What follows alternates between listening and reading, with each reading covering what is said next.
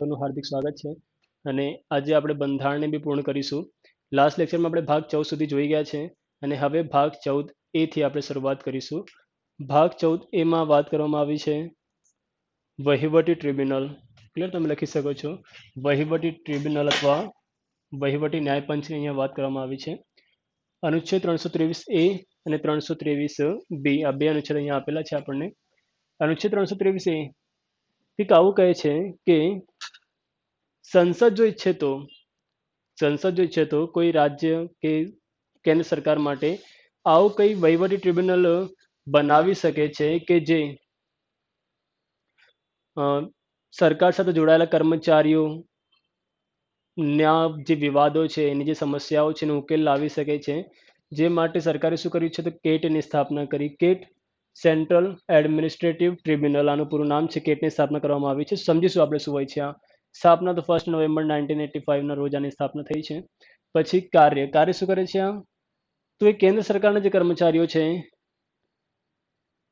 ને ઓછા ખર્ચે અને ઝડપથી ન્યાય અપાવવાનું કાર્ય કરે છે. ક્લિયર, કઈ બી વિવાદ હોય, જેમ કે આપણે ફોર એક્ઝામ્પલ રેલવેમાં આપણે કામ કરતા હોઈએ ઇન્ડિયન રેલવેમાં અને આપણને વિવાદ છે કે આપણું ટ્રાન્સફર કંઈક બીજી જગ્યાએ કરવામાં આવે છે તો વિવાદ છે, પ્રમોશન નથી થતું એવું કંઈ વિવાદ છે, આપણને સસ્પેન્ડ કરવામાં આવે છે, આવું કંઈ વિવાદ હોય જોબને લાગતું તો તમે ક્યાં અપીલ કરી શકો છો? કેટમાં અપીલ કરી શકો છો.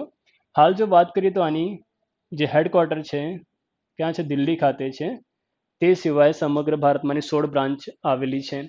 ગુજરાતમાંની શાખા ક્યાં આવેલી છે? તો ગુજરાતમાં શાખા ક્યાં આવેલી છે? તો અમદાવાદ ખાતે આવેલી છે. એટલે કેન્દ્ર સરકારના જો તમે કર્મચારી છો તો. કેટની જો વાત કરીએ આપણે તો હાલ જે કેટમાં સિસ્ટમ ચાલે છે તે મુજબ આમાં એક આપણે શું હોય છે તો કે ન્યાય મતલબ આપણે કહી શકીએ કે એક અધ્યક્ષ હોય છે, સાથે 16 ઉપાધ્યક્ષ હશે અને 47 ની આજુબાજુ આપણે શું છે તો 49 શું છે આપણી પાસે સભ્યો છે. તો લખી શકાય કે આમાં એક અધ્યક્ષ છે પ્લસ 16 ઉપાધ્યક્ષ હોય છે પ્લસ જે વાત કરીએ આપણે 49 સભ્યો હોય છે. તમામની જે નિમણૂક છે આ તમામની નિમણૂક કોણ કરશે? તો નિમણૂક કરતા હોય છે રાષ્ટ્રપતિ. ક્લિયર, રાષ્ટ્રપતિ જ નિમણૂક કરે છે. અને કેટના જો તમે સભ્ય છો, કેટના સભ્ય જેમ કે આ લખ્યા આપણે અધ્યક્ષ છે, 16 ઉપાધ્યક્ષ છે અને 49 સભ્યો છે. આ જે સભ્યો લખ્યા આપણે આ બધાનો જે દરજ્જો છે કોના સમાન છે? આમનો દરજ્જો હાઈકોર્ટના ન્યાયાધીશ સમાન છે.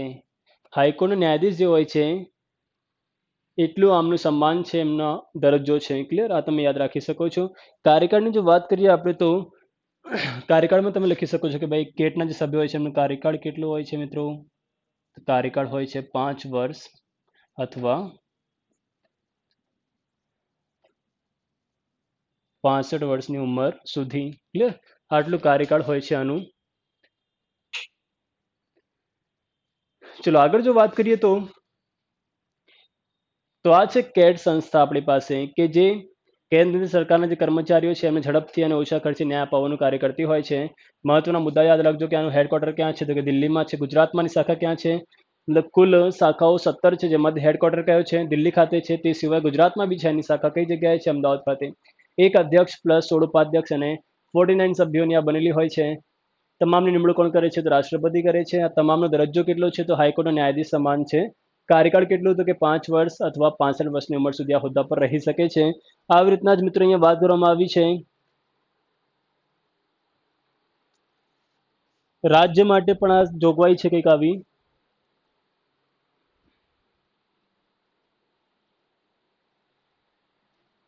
રાજ્ય માટે વાત કરવામાં આવી છે અહીંયા કે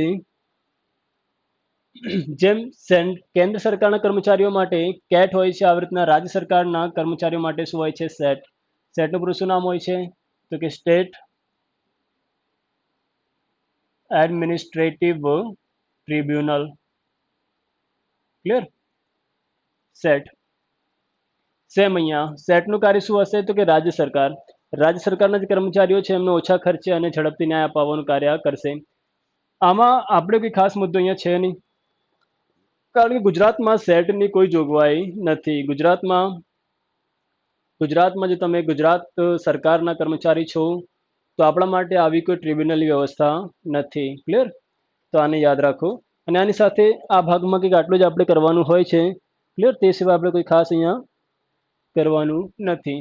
યાદ રાખજો અનુચ્છેદ 323 એ મુજબ સંસદ કે વિધાનમંડળને એવી સત્તા મળે છે, સંસદને એવી સત્તા મળે છે કે કેન્દ્ર કે રાજ્ય સરકાર માટે શું કરી શકે છે?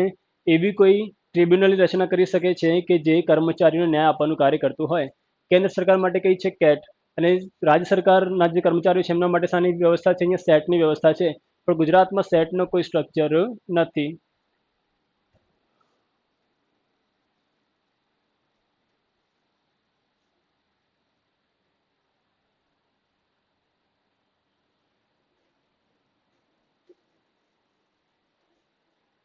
ચાલો મિત્રો આગળ જો વાત કરીએ આપણે તો ભાગ 15 છે. ભાગ 15માં શાની વાત કરી છે આ લોકોએ? તો ભાગ 15માં છે અને મહત્વનો બી છે ચૂંટણી પંચ, જેની વાત કરી છે અનુચ્છેદ 324 થી 329 મિત્રો. ક્લિયર? ચલો વાત કરીએ આપણે ભાગ 15 ની. ચૂંટણી પંચ છે અહીંયા. ચૂંટણી પંચ તો એક વાત કરવામાં આવી છે અનુચ્છેદ 324માં કે રાષ્ટ્રપતિ, ઉપરાષ્ટ્રપતિ, સંસદ અને જે શું છે આપણું વિધાનમંડળ ની ચૂંટણી કોણ કરાવશે? તો કેન્દ્રીય ચૂંટણી પંચ. કોણ કરાવશે? કેન્દ્રીય ચૂંટણી પંચ, જેને આપણે શું કહીએ છીએ? તો ઇલેક્શન કમિશન ઓફ ઇન્ડિયા, ભારતીય નિર્વાચન આયોગ તમે એને કહી શકો છો. એ કરાવે છે ચૂંટણી. કોની કરાવે છે? રાષ્ટ્રપતિ હોય, ઉપરાષ્ટ્રપતિ હોય, સંસદ હોય, સાથે રાજ્યોની જે વિધાનમંડળ છે એની ચૂંટણી પણ આજ કરાવતી હોય છે. મતલબ આપણને પૂછે કે ભાઈ વિધાનસભાની ચૂંટણી કોણ કરાવે છે?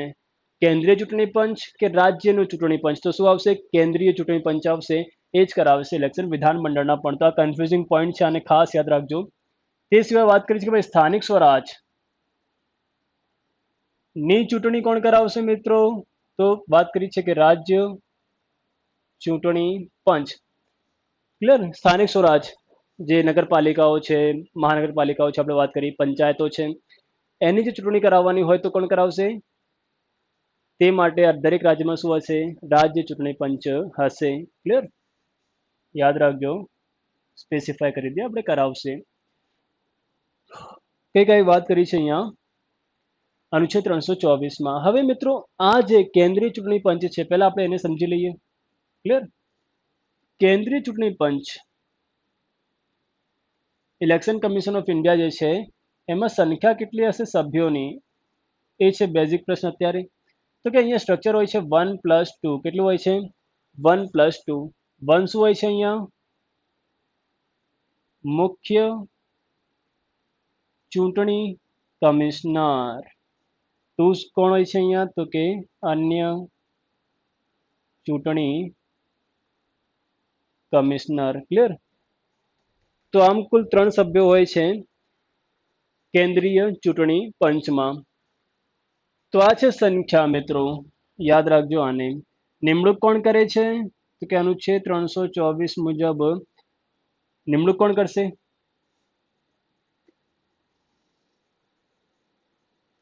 નિમણૂક કરશે રાષ્ટ્રપતિ. કોણ કરશે? રાષ્ટ્રપતિ. કોની સલાહથી? તો પીએમ ની સલાહથી. કોની સલાહથી કરશે? તો કે વડાપ્રધાનની સલાહથી કરશે.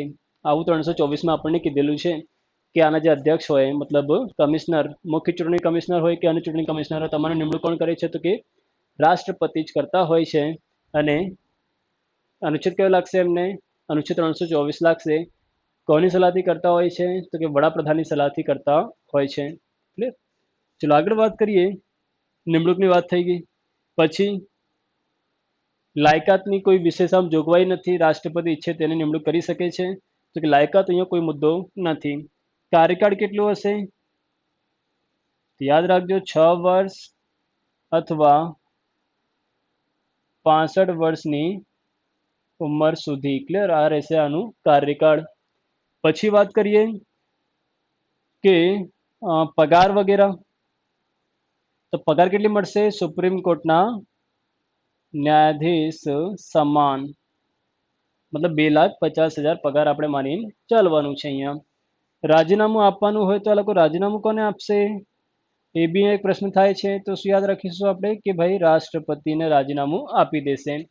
પછી મુદ્દો આવે છે કે ભાઈ હટાવવા માટે શું કરવાનું? તો હટાવવા માટે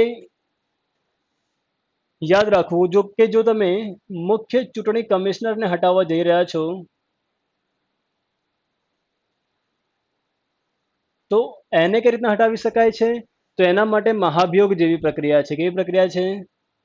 મહાભિયોગ જેવી પ્રક્રિયા છે. મતલબ એને કોણ હટાવી શકે છે? સંસદ દ્વારા હટાવી શકાય.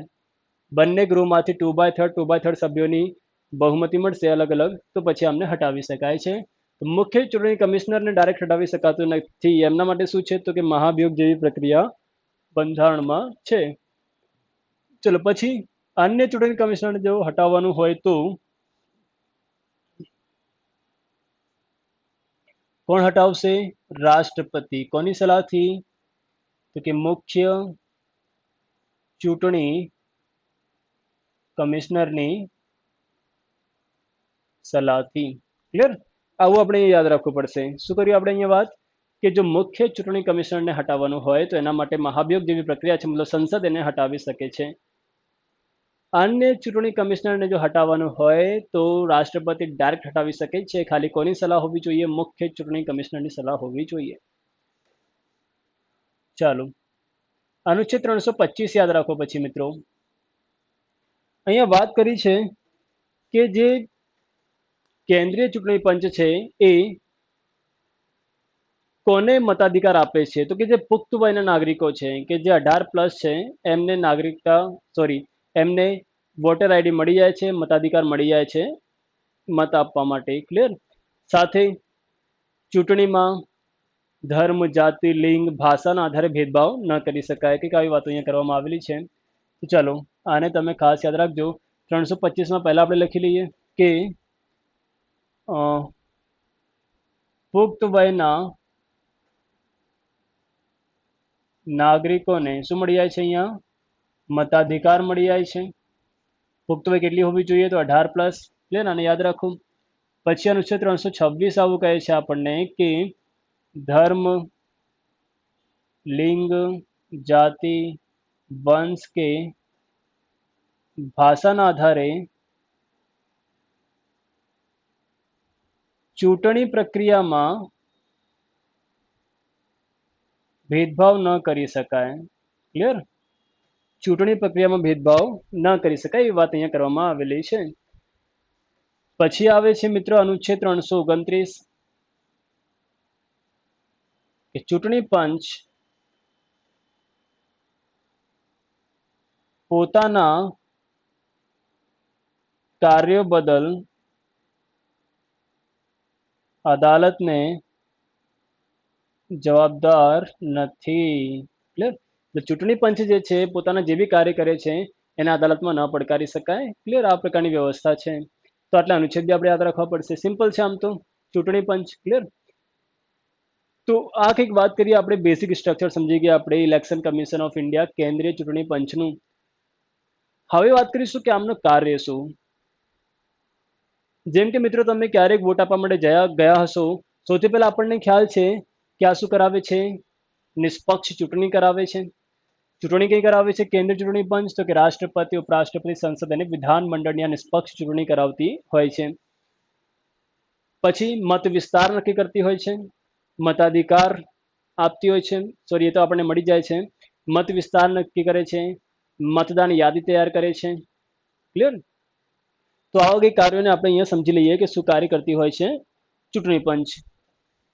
ચાલો, જે આપણે ક્યાંક ને ક્યાંક સમજી ગયા છીએ કાર્યોને, તો કારણ કે આપણે વોટ આપવા માટે જઈએ છીએ તો આપણને ખ્યાલ છે કે ભાઈ કઈ કઈ પ્રોસેસ પહેલા કરવામાં આવે છે. સમજી લઈએ ફરીથી કાર્ય શું કરશે. આ સૌથી પહેલા શું કરાવે છે? આ જે આપણે અહીંયા લખ્યું હતું કે રાષ્ટ્રપતિ, ઉપરાષ્ટ્રપતિ, સંસદ અને વિધાન મંડળની નિષ્પક્ષ ચૂંટણી કરાવે છે. શું કરાવે છે? નિષ્પક્ષ ચૂંટણી કરાવે છે. ચલો પછી શું કાર્ય કરે છે? તો કે મત વિસ્તાર નક્કી કરે છે.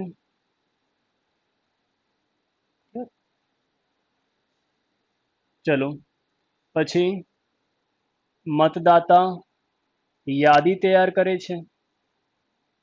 જેમ કે આપણે ફોર એક્ઝામ્પલ બાપુનગર અહીંયા અમદાવાદમાં રહેતા હોઈએ તો આપણે ક્યાં વોટ આપવા માટે જઈશું, કયા એરિયામાં આપણું વોટ જશે, તો આ બધું નક્કી કરતી હોય છે ચૂંટણી પંચ, કેન્દ્રીય ચૂંટણી પંચ. સાથે જ તમે જ્યારે વોટ આપવા માટે જાઓ છો ત્યારે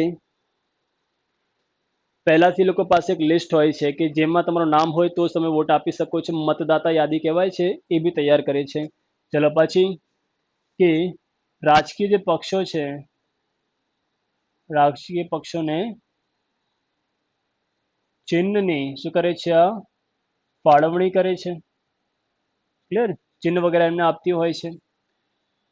ઓકે, પછી શું કાર્ય કરે છે તો કે આચાર સંહિતા, મતલબ લખી શકાય કે ચૂંટણી તારીખ નક્કી કરે છે.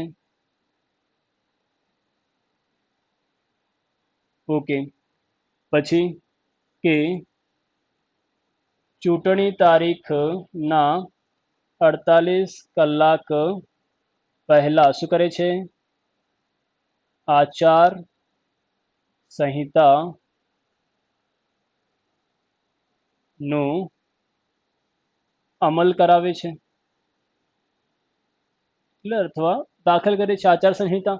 આચાર સંહિતા આપણને ખબર છે કે ઇલેક્શનની જે તારીખ હોય ને 48 કલાક પહેલાથી લાગી જાય છે, અને આ 48 કલાક દરમિયાન કોઈ બી રાજનેતા જે છે, આપણા પોલિટિશિયન છે, એ કોઈ પણ પ્રકારનો ચૂંટણી પ્રચાર કરી શકતા નથી મિત્રો. ક્લિયર? આ બી એ કાર્ય ચૂંટણી પંચ દ્વારા કરવામાં આવે છે. તો આ થોડાક એમના થઈ ગયા કાર્યો વિશેષ. ક્લિયર? કે આ શું કાર્ય કરે છે.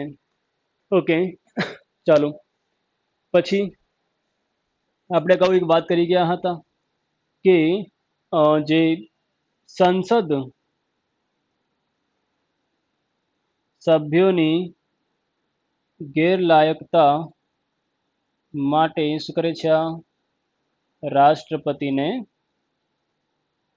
સલાહ આપે છે. જેની વાત કરી ગયા હતા આપણે અનુચ્છેદ 103 મુજબ. ક્લિયર? આ વાત આપણે કરી ગયા હતા. ઓકે, હવે મિત્રો સમજી લઈએ આપણે જે પ્રોસેસ હોય છે ચૂંટણીની. સૌથી પહેલા ઇલેક્શનની તારીખ વગેરે જાહેર થઈ જાય છે. ઇલેક્શનની તારીખ કઈ રીતે નક્કી થશે તો કે જો સંસદની ચૂંટણી, કેન્દ્રની ચૂંટણી કરાવવાની હશે તો સંસદ સાથે વિચાર વિમર્શ કરશે. જો કે રાજ્યની ચૂંટણી કરાવવાની હશે તો કે વિધાન મંડળ સાથે ચર્ચા વિચારણા આપણી કેન્દ્ર ચૂંટણી પંચ કરશે. ક્લિયર? જો કેન્દ્ર સરકારની ચૂંટણી કરાવવાની છે તો જાહેરાત કોણ કરશે? રાષ્ટ્રપતિ તારીખની જાહેરાત કરતા હોય છે. જો કે રાજ્યની વિધાન મંડળની ચૂંટણી કરાવવાની છે તો રાજ્યપાલ જાહેર કરશે તારીખ વગેરે, કાર્યક્રમ વગેરે. પછી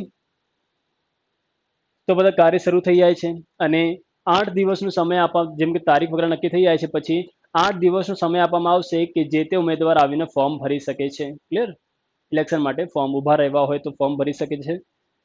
સાથે 8 દિવસ તો આ પૂરા થાય છે, બધા ફોર્મ ભરશે. ફોર્મ ભરાઈ ગયા, 8 દિવસ પૂરા થઈ ગયા પછી ફોર્મની ચકાસણી થશે. ફોર્મમાં જો કોઈ ખોટ જણાય તો ઉમેદવારી રદ પણ કરી શકે છે આપણું કેન્દ્રીય ચૂંટણી પંચ કોઈ પણ નેતાની. હવે ઉમેદવારી વગેરે મતલબ ચેક કરશે, ફોર્મ વગેરે ચેક કરશે, રદ કરવાનું તો રદ કરશે. પછી એક ફાઇનલ યાદી તૈયાર કરશે કે આટલા ઉમેદવાર ફાઇનલ થઈ ગયા છે, આ સીટો પરથી ઊભા રહેશે. તે પછી 2 દિવસનો સમય આપવામાં આવે છે દરેક ઉમેદવારને કે જો પોતાનું નામ પાછું ખેંચવાનું હોય તો ખેંચી શકે છે. ક્લિયર? નામ પાછું ખેંચવા માટે સમય આપે છે 2 દિવસનો. અને આ જ 2 દિવસથી શરૂ થઈ જાય છે ચૂંટણી પ્રચારનો સમય, જે ઓછામાં ઓછું 20 દિવસનો તો હોવો જોઈએ. તો આ પ્રમાણે પ્રોસેસ આગળ જતી હોય છે. પછી આ ચૂંટણી પંચ આપણું શું કરે છે, મત વિસ્તાર નક્કી કરે છે કે ભાઈ કયો ઉમેદવાર ક્યાં મત આપવા માટે જશે. પછી મતદાતા યાદી તૈયાર કરે છે કે કોણ કોણ મત આપશે. જ્યારે તમે મત આપવા માટે જાઓ છો તમે જોશો કે આપણી આંગળી પર એ લોકો સ્યાહી લગાડતા હોય છે. સ્યાહીમાં કયો કેમિકલ હોય છે કે આવો પ્રશ્ન આપણે એક્ઝામમાં પૂછાઈ ગયો છે. તો મતદાતાની આંગળી પર જે નિશાન કરવામાં આવે છે, સ્યાહી જે કરવામાં આવે છે એના ઉપર એની અંદર કયો કેમિકલ હોય છે. ક્લિયર? તો આવો કંઈ પ્રશ્ન યાદ રાખો. તો યાદ રાખીશું કયો કેમિકલ હોય છે મિત્રો? Silver nitrate. ક્લિયર? આને યાદ રાખો. સિલ્વર નાઇટ્રેટ નામક કેમિકલ એની અંદર હોય છે. ઓકે, હવે આગળ વાત કરીએ તો આંગળી પર સ્યાહી કરી દે છે લોકો. પછી આપણે જઈએ તો આગળ એક બૂથ હોય છે કે જેમાં જે તે પોલિટિશિયનનું નામ બાજુમાં એનું રાજકીય ચિહ્ન હોય છે. જેમ કે કોઈ મિસ્ટર એક્સ છે, જો બીજેપીના નેતા હશે તો એનું નામ લખેલું હશે, બાજુમાં બીજેપીનું સિમ્બોલ હશે. આપણે શું કરીએ, જેને આપવાનું હોય મત એના ઉપર આપણે શું કરીએ, સિમ્બોલ પર પ્રેસ કરીએ. ક્લિયર? સિમ્બોલ પર પ્રેસ કરો તો પછી તમે જોતા હશો કે એક પરસી સ્લીપ બહાર આવે છે, જેમાં વ્યક્તિનું નામ, પાર્ટીનું નામ લખેલું હોય છે. પછી એ સ્લીપ આપણા હાથમાં આવતી નથી, એ બાજુના બોક્સમાં જતી રહે છે. તો અત્યારે જે ચૂંટણી થાય છે એમાં આધુનિક મશીનનો ઉપયોગ કરવામાં આવે છે, ઈવીએમ મશીન અને વીવીપેટ. તો ઈવીએમ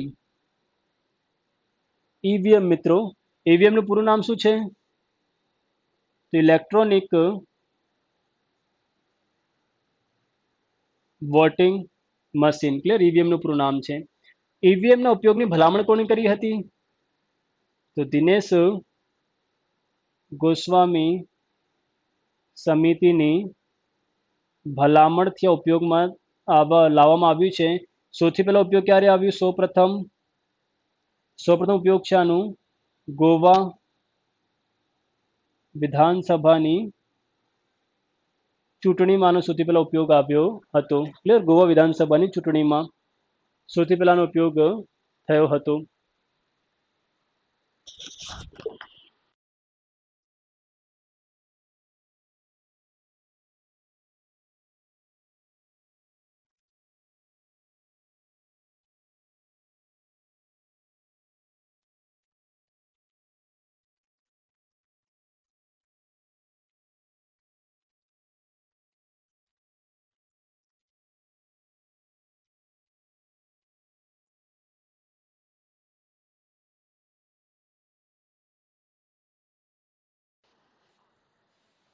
ક્લિયર? તો અહીંયા સૌથી પહેલા જો આપણને પૂછે કે ઈવીએમ મશીનનો સૌપ્રથમ ઉપયોગ ક્યાં થયો, તો આપણે લખીશું ગોવા વિધાનસભાની ચૂંટણીમાં થયો છે. લગભગ ટાઈમ છે 1998 ની આજુબાજુમાં. પછી બીજી એક મશીન આવે છે, નામ છે વીવીપેટ. VVPAT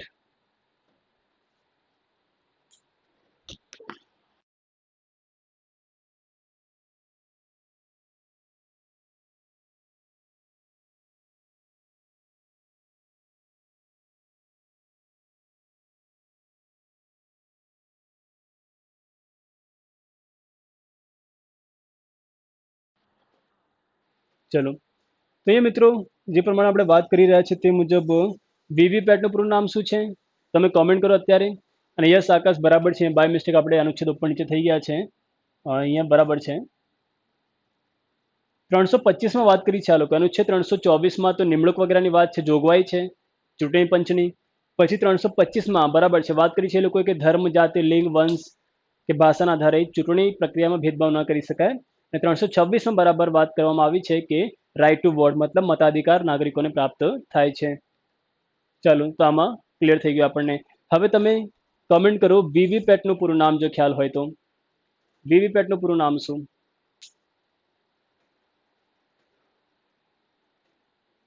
VVPAT.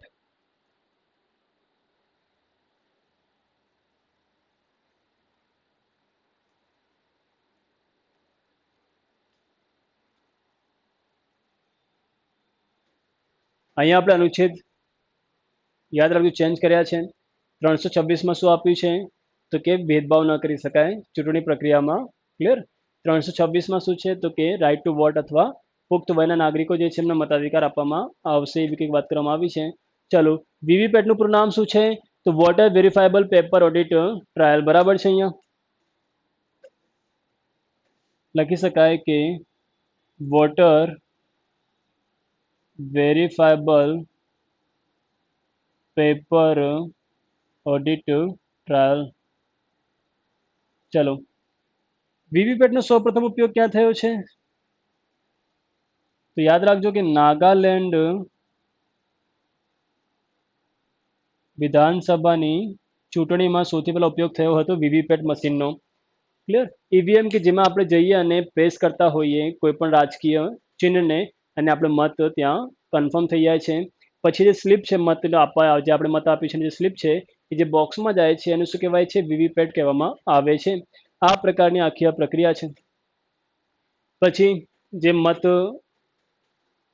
નો સમયગાળો પૂરો થાય છે, બધા મત આપી દે છે નાગરિકો આપણા, તેની ગણના થાય છે અને પછી જે તે વ્યક્તિને અનાઉન્સ કરવામાં આવે છે કે આ સીટ ઉપરથી આ જીતી ગયા, આ સીટ ઉપરથી આ જીતી ગયા છે. તો આ છે સમગ્ર પ્રક્રિયા મિત્રો. ચૂંટણી પંચમાંથી ઘણા બધા પ્રશ્નો નીકળી શકે છે.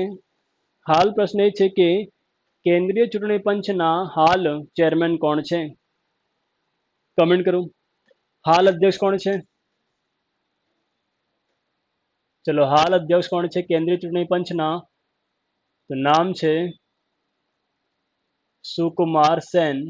પણ આપણે જે વાત કરી ક્યારે બ્લેન્ક જ રાખવાનું, કારણ કે ક્યારે પણ બદલાઈ શકે છે. ઓકે, ચલો, ચૂંટણી પંચ આપણે કરી ગયા કેન્દ્ર સરકારનું. કેન્દ્રીય ચૂંટણી પંચ આપણે કરી ગયા, જે વિધાનસભા વિધાન પરિષદની પણ ચૂંટણી કરાવે છે. જે આપણે શરૂઆતમાં વાત કરી કે ભાઈ આપણને પૂછી લે કે ગુજરાત વિધાનસભાની ચૂંટણી કોણ કરાવે છે, તો બી શું લખીશું આપણે? કેન્દ્રીય ચૂંટણી પંચ જ કરાવે છે. ક્લિયર? તો પછી રાજ્ય ચૂંટણી પંચ શું કરે છે? તો કે સ્થાનિક સ્વરાજ પંચાયત પાલિકાઓની ચૂંટણી કરાવતો હોય છે. હવે અહીંયા પ્રશ્ન એ છે કે તમને ચૂંટણી પંચમાં કંઈ ડાઉટ હોય તો તમે કોમેન્ટ કરી દો અત્યારે. ક્લિયર? જો ડાઉટ ના હોય તો પછી નો ડાઉટ કોમેન્ટ કરો. અને રાજ્ય ચૂંટણી પંચમાં શું ફરક પડશે? તો જોગવાઈ તો સેમ જ છે. 324માં જેની રચના કરવામાં આવી છે, 324 મુજબ જ રાજ્ય ચૂંટણી પંચના અધ્યક્ષ અને સભ્યની નિમણૂક રાજ્યપાલ કરશે. આ બી ક્લિયર છે. ક્લિયર? બાકી મને કોઈ ખાસ પ્રશ્ન નીકળતા નથી. ભાગ 15 આપણે કરી ગયા અત્યારે મિત્રો. કઈ બી ડાઉટ હોય તો કોમેન્ટ કરો. જો ડાઉટ ના હોય તો પછી નો ડાઉટ કોમેન્ટ કરો. તે પછી આપણે ભાગ 16 તરફ જઈશું.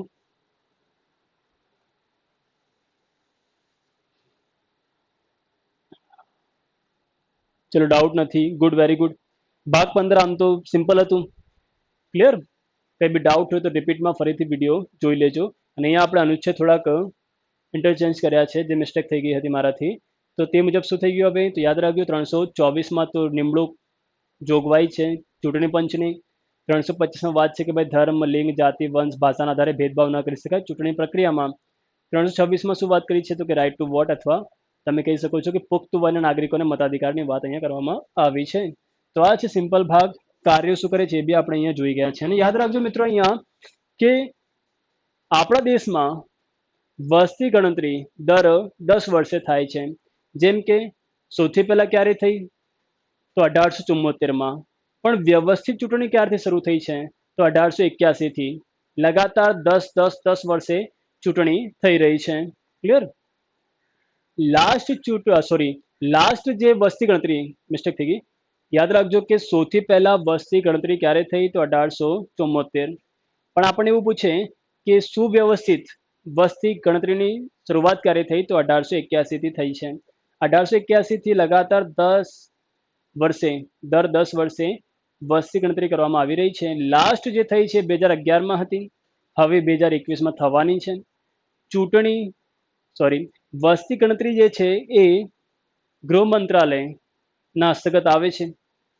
આપણને ખ્યાલ છે કે આપણા ઘરે આવતા હોય છે, આપણે પ્રશ્ન પૂછતા હોય છે વસ્તી ગણતરી માટે ભાઈ કેટલા સભ્યો છે, માતા કોણ, પિતા કોણ, આ બધું એક ડેટા એ કલેક્ટ કરતા હોય છે દરેક નાગરિકનું. તો આ જે વસ્તી ગણતરી છે જ્યારે કરવામાં આવે છે તે પછી ફરીથી સીટોની ચકાસણી કરવામાં આવે છે. તેના માટે સીમાંકન આયોગની રચના કરવામાં આવે છે. ક્લિયર? જેમ કે 2021માં ફરીથી વસ્તી ગણતરી કરવામાં આવશે. તો આપણને ખબર છે ભાઈ વસ્તી ગણતરી કરવામાં આવે છે અને આપણને ખબર છે કે ભાઈ વસ્તી આપણી લગાતાર વધી રહી છે. વસ્તી વધી રહી હોય તો પછી સીટોમાં બી ફેરફાર આવશે. કારણ કે આપણે શરૂઆતથી સમજી રહ્યા છીએ કે ચૂંટણીની જે સીટો હોય છે વસ્તીના આધારે જ નક્કી કરવામાં આવે છે. જો વસ્તી વધશે તો પછી સીટોમાં પણ વધારો થઈ શકે છે. તો જ્યારે પણ વસ્તી ગણતરી પૂરી થાય છે ત્યારે એક સીમાંકન આયોગની રચના કરવામાં આવે છે. એ સીમાંકન આયોગ જે છે એ ફરી વખત શું કરશે? તો સીટોની જે ફાળવણી છે એને તપાસ કરશે, ચેક કરશે કે બરાબર છે કે નહીં. તો યાદ રાખજો કે સીટોની ફાળવણી એ વસ્તીના આધારે નક્કી કરવામાં આવે છે. વસ્તી ગણતરી પછી ફરીથી એને ચેક કરવામાં આવે છે. ઓકે, હવે જોઈએ આપણે ભાગ 16, જેમાંથી હવે પ્રશ્નો પૂછાઈ શકે છે. એને લઈએ આપણે હવે.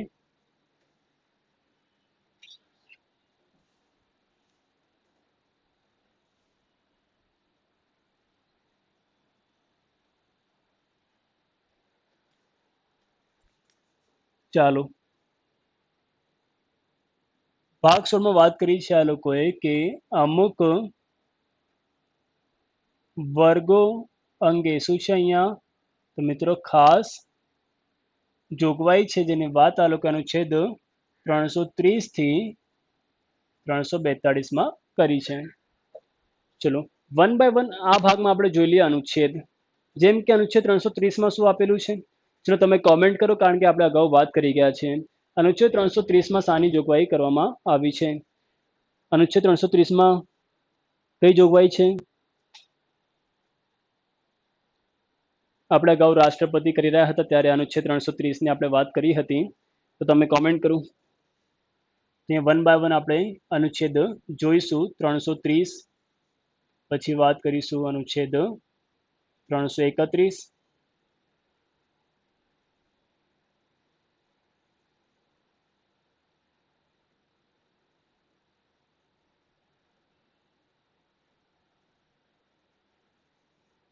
ચાલો અનુચ્છેદ 330 તો એસસી એસટી રિઝર્વેશન છે, બરાબર છે.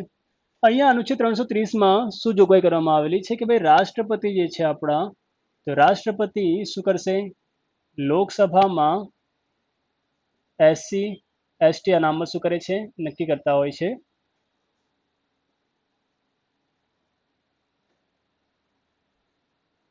ક્લિયર?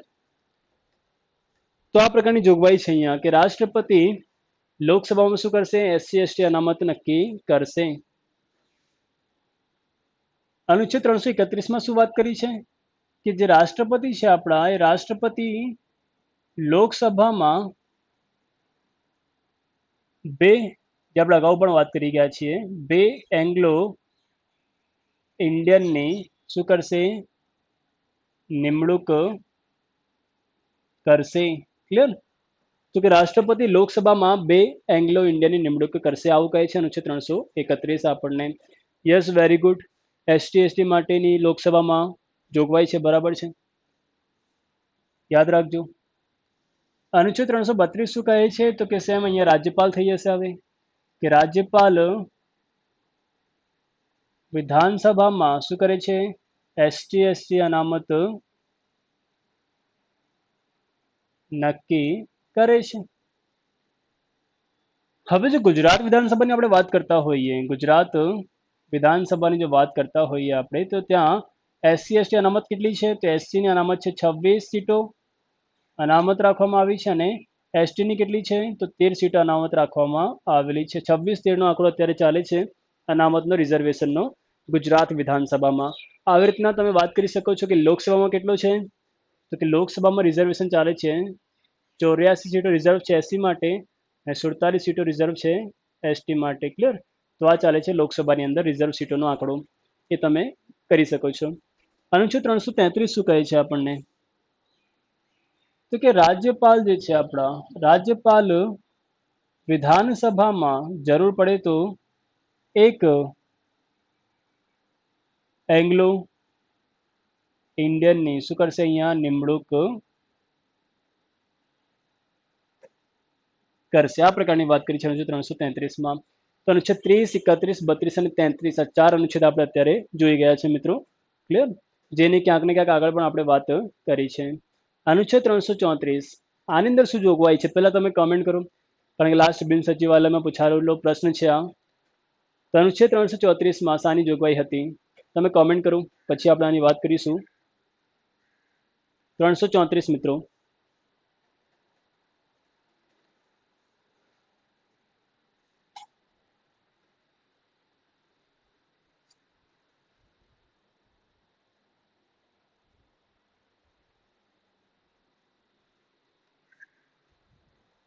તો અનુચ્છેદ 334 જો આપણે વાત કરીએ તો કે જે અનામત બેઠકો છે લોકસભા વિધાનસભામાં, જે અનામત બેઠકોની વાત કરી છે, એને શું કરવાનું આપણે? તો બંધારણનો અમલ આવે તે પછી 70 વર્ષના અંતે શું કરવાની? રદ કરવાની વાત હતી. તો લખીએ અનામત બેઠકોને, તો આમાં અનામત બેઠકોની જોગવાઈને બંધારણના અમલ પછી 70 વર્ષના અંતે શું કરવાની હતી આપણે? રદ કરવી. ક્લિયર? 70 વર્ષનો અહીંયા આંકડો આપણને આપેલો હતો અને આપણને ખબર છે બંધારણનો અમલ ક્યારે આવ્યો છે, તો 26 જાન્યુઆરી 1950ના રોજ બંધારણનો અમલ આવ્યો હતો. ત્યારથી કે 70 વર્ષ પૂરા થાય ત્યાં સુધી જોગવાઈ રાખવાની, પછી બેઠકોની જોગવાઈ છે અનામતની રિઝર્વેશનની એને રદ કરવી. 70 વર્ષ ક્યારે પૂરા થશે? 26 જાન્યુઆરી 2020. ક્યારે પૂરા થયા? 26 જાન્યુઆરી 2020. મતલબ આ વર્ષની શરૂઆતમાં જ અનુચ્છેદ 334 મુજબ જ રિઝર્વેશન જે છે આપણે લોકસભા વિધાનસભામાં એ રદ થવાનો હતો. માટે સરકારે શું કર્યું લાસ્ટ યર? તો કે આને એક્સટેન્ડ કર્યું છે હજુ 10 વર્ષ માટે. ક્લિયર? તો એ જોગવાઈ હતી કે 70 વર્ષે રદ કરવાનું, તો રદ તો થઈ જવાનું હતું. આ 26 જાન્યુઆરી 1920 26 જાન્યુઆરી 2020ના રોજ રદ તો થઈ જવાનું હતું, પણ તે પહેલાં જ સંસદે શું કર્યું? બિલ પસાર કર્યો અને તે મુજબ શું કર્યું આ લોકોએ? આજે અનામત બેઠકોની જોગવાઈ છે ને હજુ 10 વર્ષ માટે લંબાઈ છે. તો મિત્રો યાદ રાખજો આને ખાસ. ક્લિયર? લાસ્ટ જે આપણે ડિસેમ્બર ગઈ છે ત્યારે સંસદે બિલ પાસ કરીને અનામત બેઠકોની જે જોગવાઈ છે એને શું કરી છે? હજુ 10 વર્ષ માટે લંબાઈ છે. ચલો પછી વાત કરીએ અનુચ્છેદ 336. અહીંયા વાત કરી છે એંગ્લો ઇન્ડિયન વિશે. ક્લિયર? કે જે એંગ્લો ઇન્ડિયન સમુદાય છે અમુક સેવાઓમાં એમના માટે ખાસ જોગવાઈ કરવામાં આવી છે. તો લખી લઈએ આપણે એંગ્લો ઇન્ડિયન સમુદાય માટે, જાતિ માટે અમુક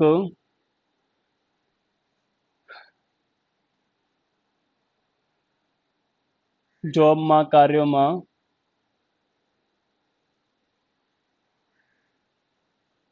ખાસ જોગવાઈ છે. એટલે આપણને પૂછે કે જે એંગ્લો ઇન્ડિયનને જે અનામત પ્રાપ્ત થાય છે કયા અનુચ્છેદ મુજબ પ્રાપ્ત થાય છે? કે 336 મુજબ પ્રાપ્ત થશે. ક્લિયર?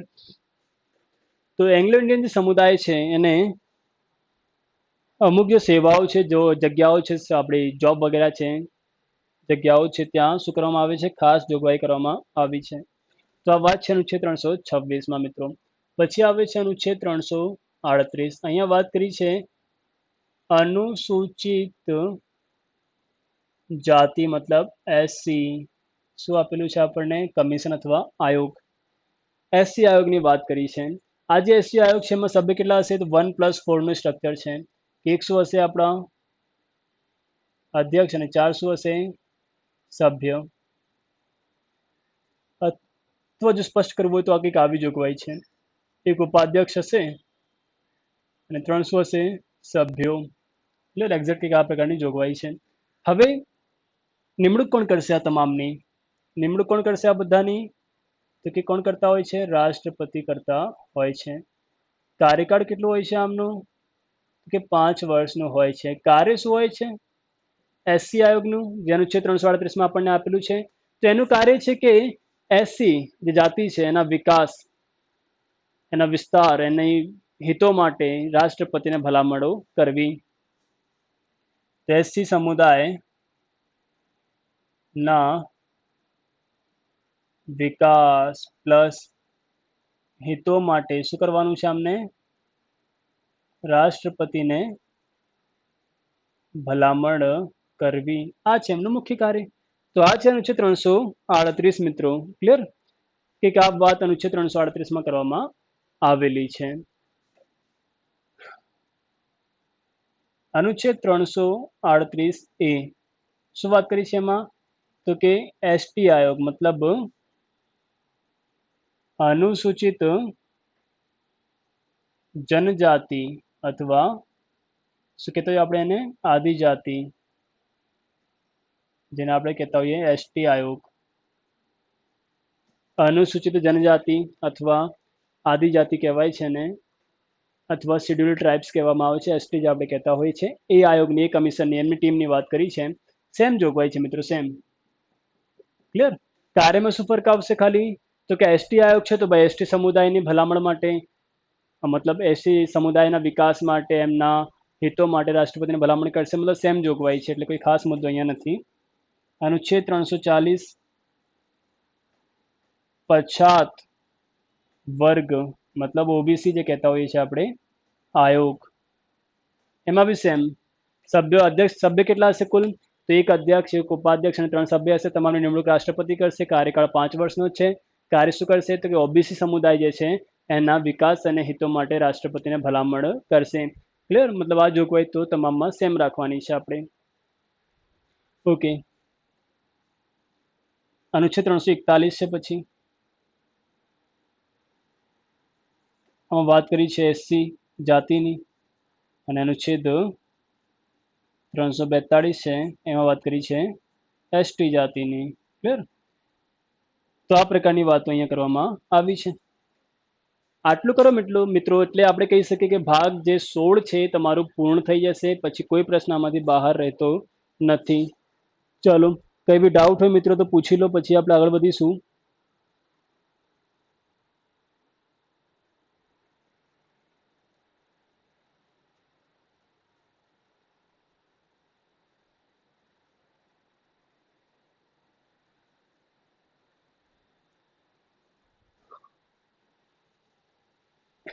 આ ભાગમાં જે અનુચ્છેદ પૂછાઈ શકે છે એ કંઈક આટલા છે. પહેલા જે આપણે 5 કરી ગયા એમાંથી આપણને કંઈ પૂછી શકે છે. ક્લિયર? પછી આપણને પૂછે કે ભાઈ એસટી જાતિ જે છે એની વ્યાખ્યા આપણને કયા અનુચ્છેદમાં આપેલી છે. તો શું કરીશું આપણે? અનુચ્છેદ 341માં આપેલી છે. એવી રીતના એસટી જાતિની વ્યાખ્યા કયા અનુચ્છેદમાં છે તો કે 342 અનુચ્છેદમાં છે. ચલો, કઈ બી ડાઉટ હોય મિત્રો તો પૂછી લો. જો ડાઉટ ના હોય તો પછી નો ડાઉટ કોમેન્ટ કરો. તો પછી આપણે આગળ ભાગ 17 જોઈશું.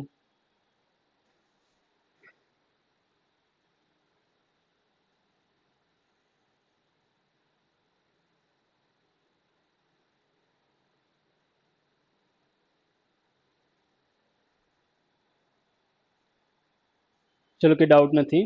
જો કે સિમ્પલ ભાગ છે, આમાં કોઈ મુદ્દો નથી. આપણે આ પહેલા જે 5 અનુચ્છેદ છે એના ઉપર ખાસ નજર રાખવાની હતી.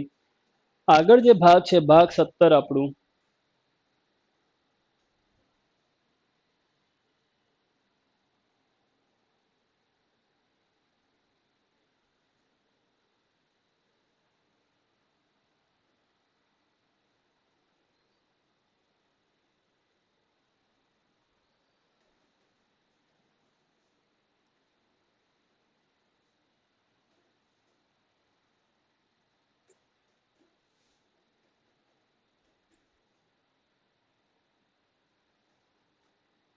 ભાગ 17 ને અહીંયા વાત કરી છે રાજભાષા, જેની વાત અનુચ્છેદ 343 થી લઈને 351 સુધી ફેલાયેલી છે.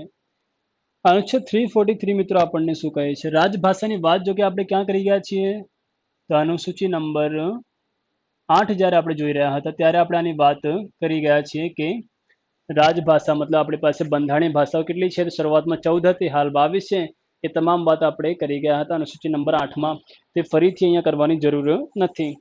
તો અહીંયા વાત કરીએ આપણે 343 જે અનુચ્છેદ છે એ આપણને શું કહે છે? તો અનુચ્છેદ 343 આપણને કહે છે કે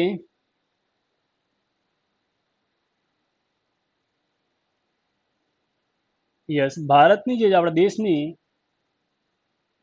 રાજભાષા કઈ છે? હિન્દી છે. અને લિપિ કઈ છે? તો દેવનાગરી છે. ક્લિયર? શું વાત કરી છે અહીંયા કે દેશની જે ભાષા છે, દેશની જે રાજભાષા કહી શકીએ, બંધારણીય માન્ય ભાષા કહી શકીએ આપણે, તો એ હિન્દી છે. અને સાથે લિપિ કઈ છે તો કે દેવનાગરી. લિપિ મતલબ લખવાની પદ્ધતિ, તે દેવનાગરી રાખવામાં આવેલી છે. હવે હિન્દી ભાષાનો સ્વીકાર ક્યારે કર્યું છે આ લોકોએ? જેને અત્યારે હિન્દી દિવસ તરીકે ઓળખાય છે, તમે કોમેન્ટ કરો. બંધારણ સભા દ્વારા કઈ તારીખે હિન્દી ભાષાનો સ્વીકાર કરવામાં આવ્યું રાજભાષા તરીકે? એટલે તમે કોમેન્ટ કરો, પછી આપણે આગળ જોઈએ.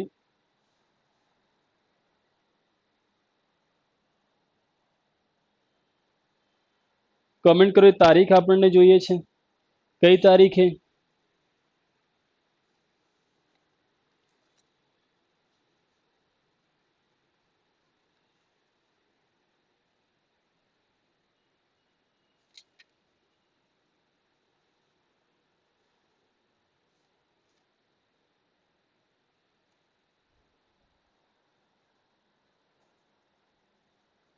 તારીખ મિત્રો તમે યાદ રાખી શકો છો, લગભગ 16 સપ્ટેમ્બર 1949ની તારીખ હતી 16 સપ્ટેમ્બર કે જ્યારે શું આવે છે હિન્દી દિવસ તરીકે આપણે આને ઓળખીએ છીએ હિન્દી દિવસ કહેવાય છે આને ક્લિયર ચલો તો હવે આ તારીખ યાદ રાખજો મિત્રો ખાસ પછી આવે છે અનુચ્છેદ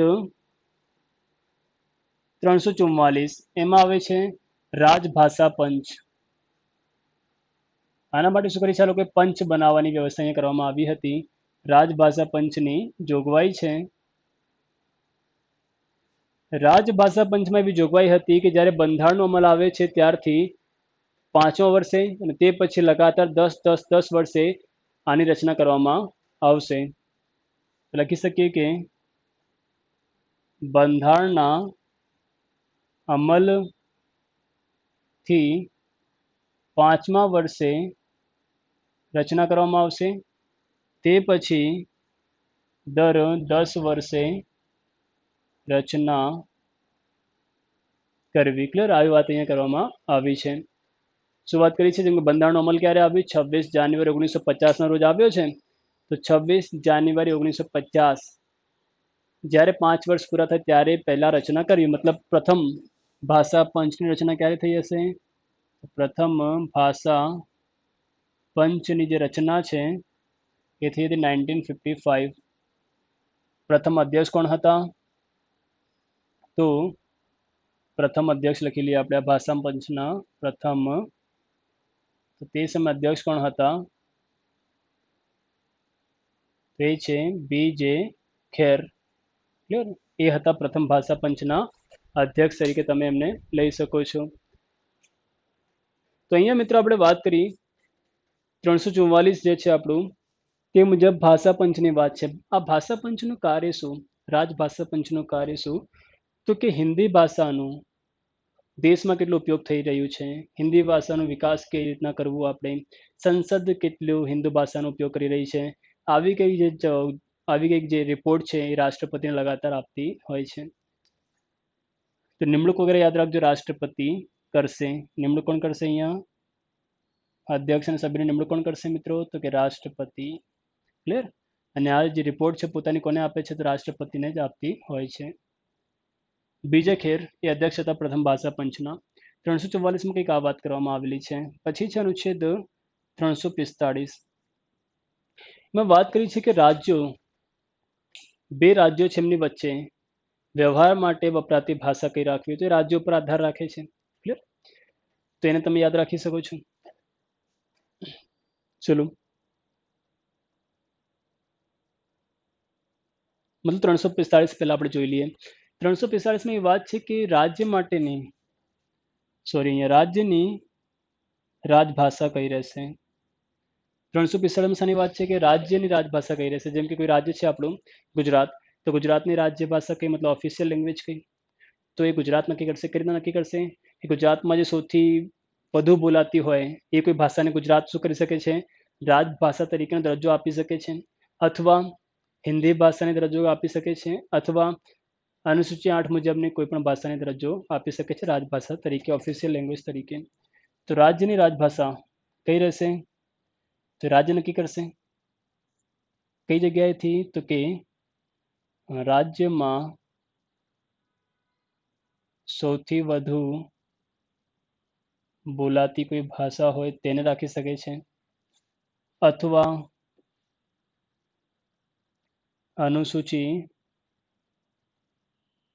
8 મુજબની કોઈ ભાષા હોય તો એને રાખી શકે છે ક્લિયર અથવા બંનેને બી રાખી શકે છે જેમ કે ગુજરાત છે ગુજરાતની રાજભાષા કઈ છે તો ગુજરાતી છે ક્લિયર પંજાબ તમે જાઓ પંજાબી છે અને હિન્દી બી છે ઉત્તર પ્રદેશ જાઓ તો હિન્દી અને ઉર્દુ બંનેની રાજભાષા છે તો આ પ્રકારે હોઈ શકે છે 345માં શું છે ભાઈ રાજ્યો પોતાની શું કરશે રાજભાષા નક્કી કરશે અમુક રાજ્યો જેવા કે નાગાલેન્ડ છે તેની રાજભાષા ઇંગ્લિશ છે ઓફિશિયલ લેંગ્વેજ કઈ છે અને ઇંગ્લિશ છે અનુચ્છેદ 346માં હવે આ વાત કરી છે કે બે રાજ્યો વચ્ચે જે વ્યવહાર થતો હોય છે જેમાં ગુજરાત અને મહારાષ્ટ્ર વચ્ચે જો વ્યવહાર કરવાનો હોય તો પછી વ્યવહારની ભાષા કઈ તો એની વાત કરવામાં આવી છે બે કે તેથી વધુ રાજ્યો વચ્ચે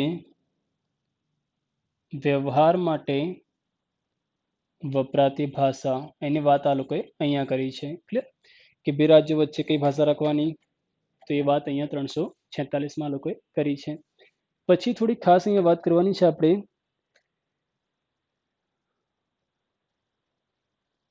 કે અનુચ્છેદ 348 અહીંયા મિત્રો ખાસ થઈ જાય છે. અનુચ્છેદ 348,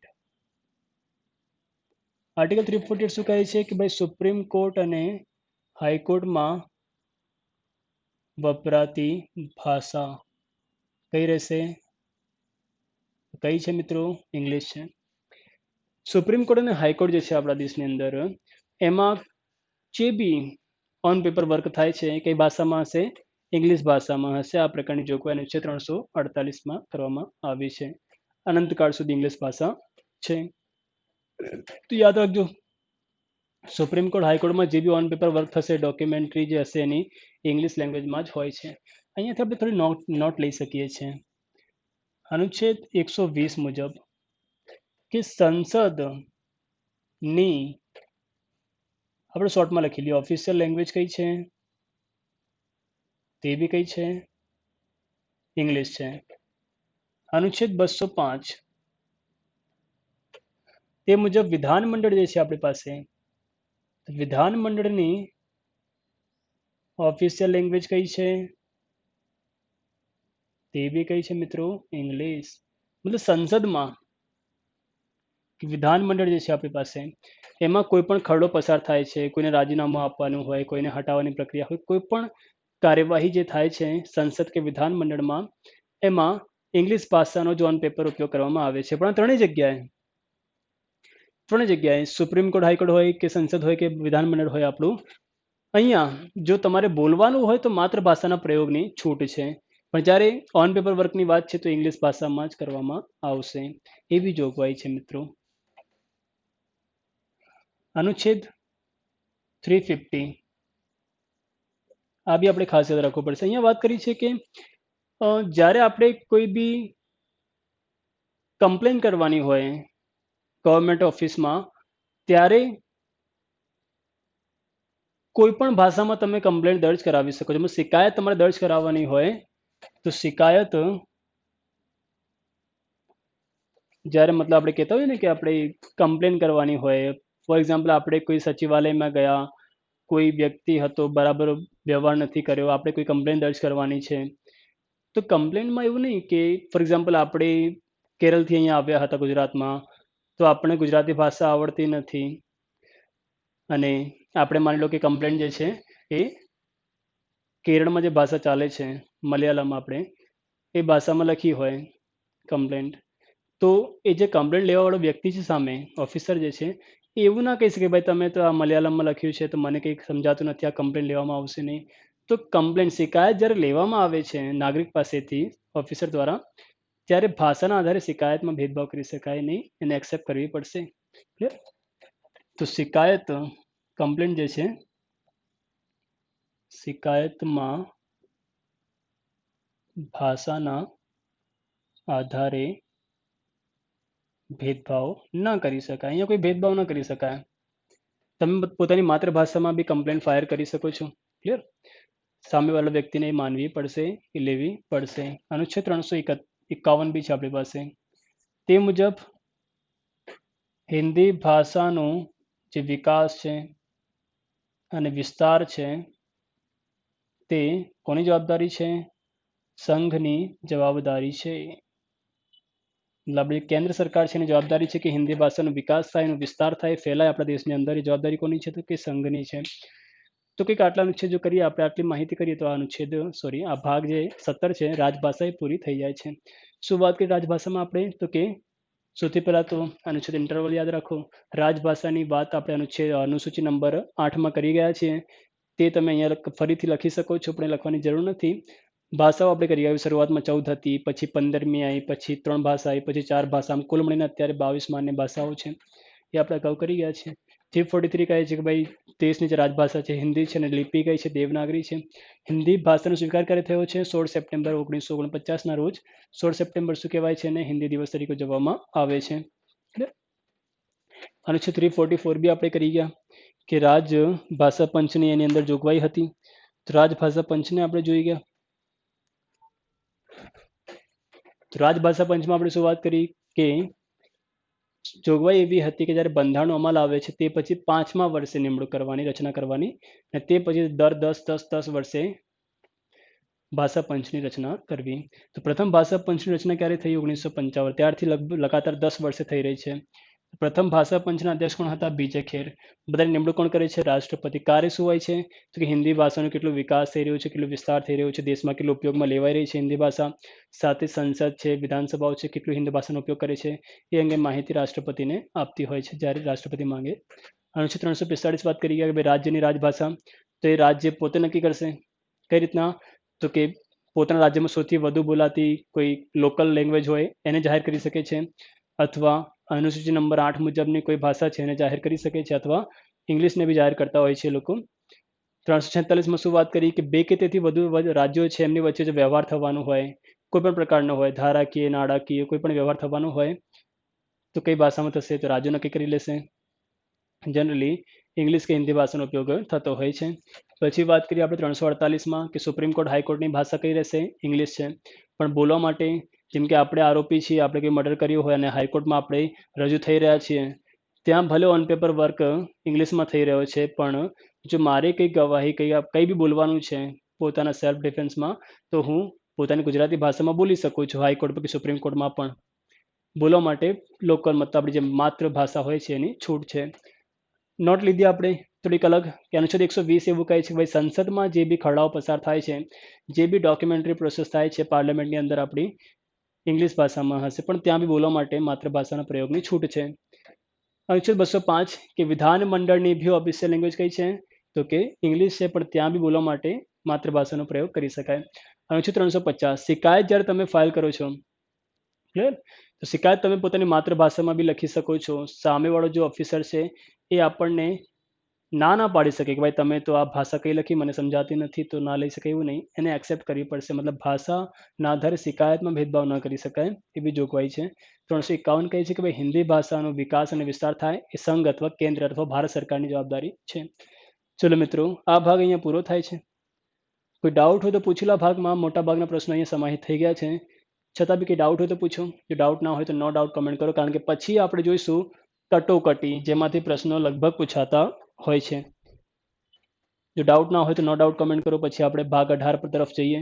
ભાગ 18 કે જેમાં કટોકટીની વાત કરવામાં આવી છે.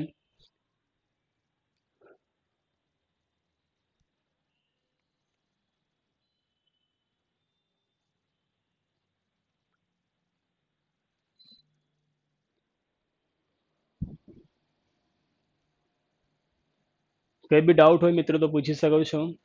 જો કે આ ભાગોની અંદર જે આપણે અત્યારે કરી ગયા છીએ 16 અને 17, એમાં લગાતાર જોગવાઈ આપણે કરી રહ્યા છીએ અનુચ્છેદ પ્રમાણે, તે ક્રમમાં બી તમે યાદ રાખવાનો પ્રયાસ કરો. ચલો, કોઈને કોઈ ડાઉટ નથી? Very good. ભાગ 18 ની વાત કરીએ, કટોકટી. ચાલો, સૌથી પહેલો પ્રશ્ન એ છે કે ભાઈ કટોકટી આપણે કયા દેશમાંથી લાવ્યા છીએ? કટોકટીની જોગવાઈ કયા દેશમાંથી લાવ્યા? તમે કોમેન્ટ કરો. કટોકટી અંગેની જોગવાઈ આપણે કયા દેશમાંથી લાવ્યા?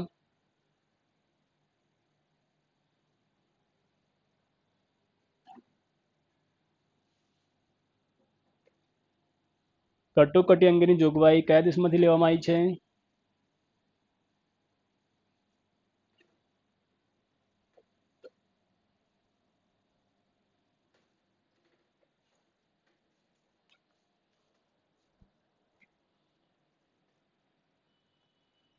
જર્મની. Very good. બરાબર છે, જર્મનીમાંથી. તો અહીંયા હવે મુદ્દો છે આપણો ભાગ 18.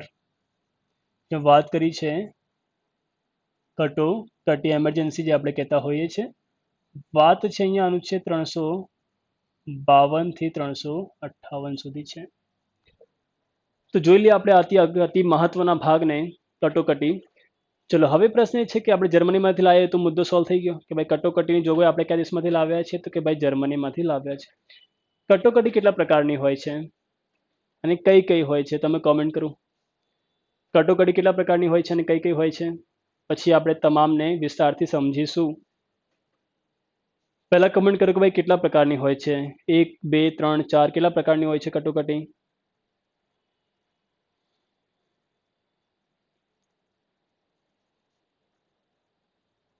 કટોકટીના પ્રકાર કેટલા છે? પહેલા ખાલી આંકડો કમેન્ટ કરો કે 2 પ્રકારની હોય છે, 3 પ્રકારની હોય છે. ચલો 3 પ્રકારની હોય છે, એ ક્લિયર થઈ ગયું છે.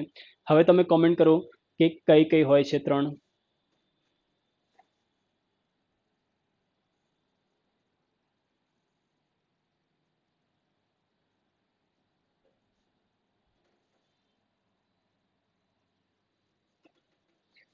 ઓકે, કોમેન્ટ મળી રહી છે આપણને. એક તો છે રાષ્ટ્રીય કટોકટી, ચાલો ગુડ.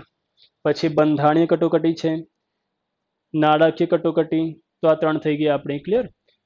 તો પહેલી છે રાષ્ટ્રીય કટોકટી. ચલો, રાષ્ટ્રીય કટોકટીની વાત કયા અનુચ્છેદમાં કરવામાં આવેલી છે એ કોમેન્ટ કરો. પછી એક છે બંધારણીય કટોકટી, ને એક આવે છે નાણાકીય કટોકટી. રાષ્ટ્રીય કટોકટીની જોગવાઈ કયા અનુચ્છેદમાં આપેલી છે? 352. ચલો, વેરી ગુડ. અનુચ્છેદ 352માં આ વાત કરવામાં આવેલી છે. બંધારણીય કટોકટીની જોગવાઈ કયા અનુચ્છેદમાં છે? બંધારણીય કટોકટી, વેરી ગુડ. ચલો, 356, વેરી ગુડ. પછી નાણાકીયમાં કેટલું આવશે?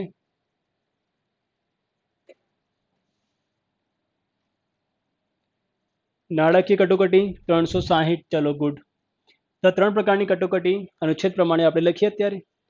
આવી રીતના આપણે યાદ રાખવાનો પ્રયાસ કરવો. અને પછી વાત કરીએ તો તમે એક નામ સાંભળ્યું હશે, રાષ્ટ્રપતિ શાસન. તો રાષ્ટ્રપતિ શાસન કઈ કટોકટી હેઠળ આવે છે? રાષ્ટ્રપતિ શાસન એ કઈ કટોકટીનો એક પ્રકાર છે એમ તમે કહી શકો છો? ખ્યાલ હોય મિત્રો તો કમેન્ટ કરો. રાષ્ટ્રપતિ શાસન તમે નામ સાંભળ્યું હશે, કઈ કટોકટી મુજબ આવતું હોય છે? રાષ્ટ્રીય કટોકટી મુજબ, કે બંધારણીય, કે પછી નાણાકીય કટોકટી મુજબ આવે છે રાષ્ટ્રપતિ શાસન?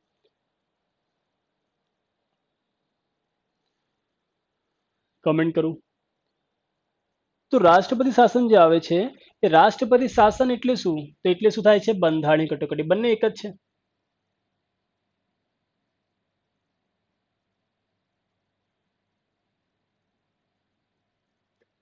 રાષ્ટ્રપતિ શાસન કહો કે બંધારણીય કટોકટી કહો, વેરી ગુડ. બંને એક જ છે, તેમાં કન્ફ્યુઝ ના થતા ક્યારેય બી. રાષ્ટ્રપતિ શાસન હોય કે બંધારણીય કટોકટી હોય, બંને એક જ છે, ક્લિયર. એટલે એમાં કોઈ મુદ્દો નથી. વન બાય વન આપણે સમજીએ. સૌથી પહેલા તો ખાસ મુદ્દો થઈ જાય છે મિત્રો, એ છે કે ભાઈ કારણ શું? અનુચ્છેદ આપણે લખી ગયા, પછી કે કયા કારણથી કઈ લાદવામાં આવે છે. પહેલો મુદ્દો એ જ છે આપણી પાસે, કારણ. કારણ શું હશે અહીંયા? ચાલો, તો કારણ સૌથી પહેલા રાષ્ટ્રીય કટોકટી હોય અથવા લાદવાની હોય તો શું કારણ હોઈ શકે છે લાદવા માટેનું? તો એ કારણ છે એક તો કે યુદ્ધ અથવા બાહ્ય આક્રમણ અથવા આંતરિક સશસ્ત્ર વિદ્રોહ. ક્લિયર? આ કારણ હોઈ શકે છે રાષ્ટ્રીય કટોકટી લાદવાના. શું હોઈ શકે છે? કે કોઈ દેશ સાથે આપણું યુદ્ધ શરૂ થઈ જાય, કોઈ દેશ આપણા ઉપર આક્રમણ કરે, મતલબ બાહ્ય આક્રમણ. પછી આપણા દેશની અંદર જ શું થઈ જાય? આંતરિક સશસ્ત્ર વિદ્રોહ, મતલબ આપણે જ દેશના લોકો જ શસ્ત્રો લઈને રોડ ઉપર આવી જાય અને સરકારનો વિરોધ કરતા હોય. ક્લિયર? તો આ જે આંતરિક સશસ્ત્ર વિદ્રોહ છે એ બે કારણ હોઈ શકે છે રાષ્ટ્રીય કટોકટી માટે. પછી આવે છે, પછી વાત કરીશું આપણે ભાઈ બંધારણીય કટોકટી અથવા રાષ્ટ્રપતિ શાસન જે આપણે કહેતા હોઈએ છીએ, એ લાદવા પાછળ કારણ શું હોય છે? તો કે રાજ્યનો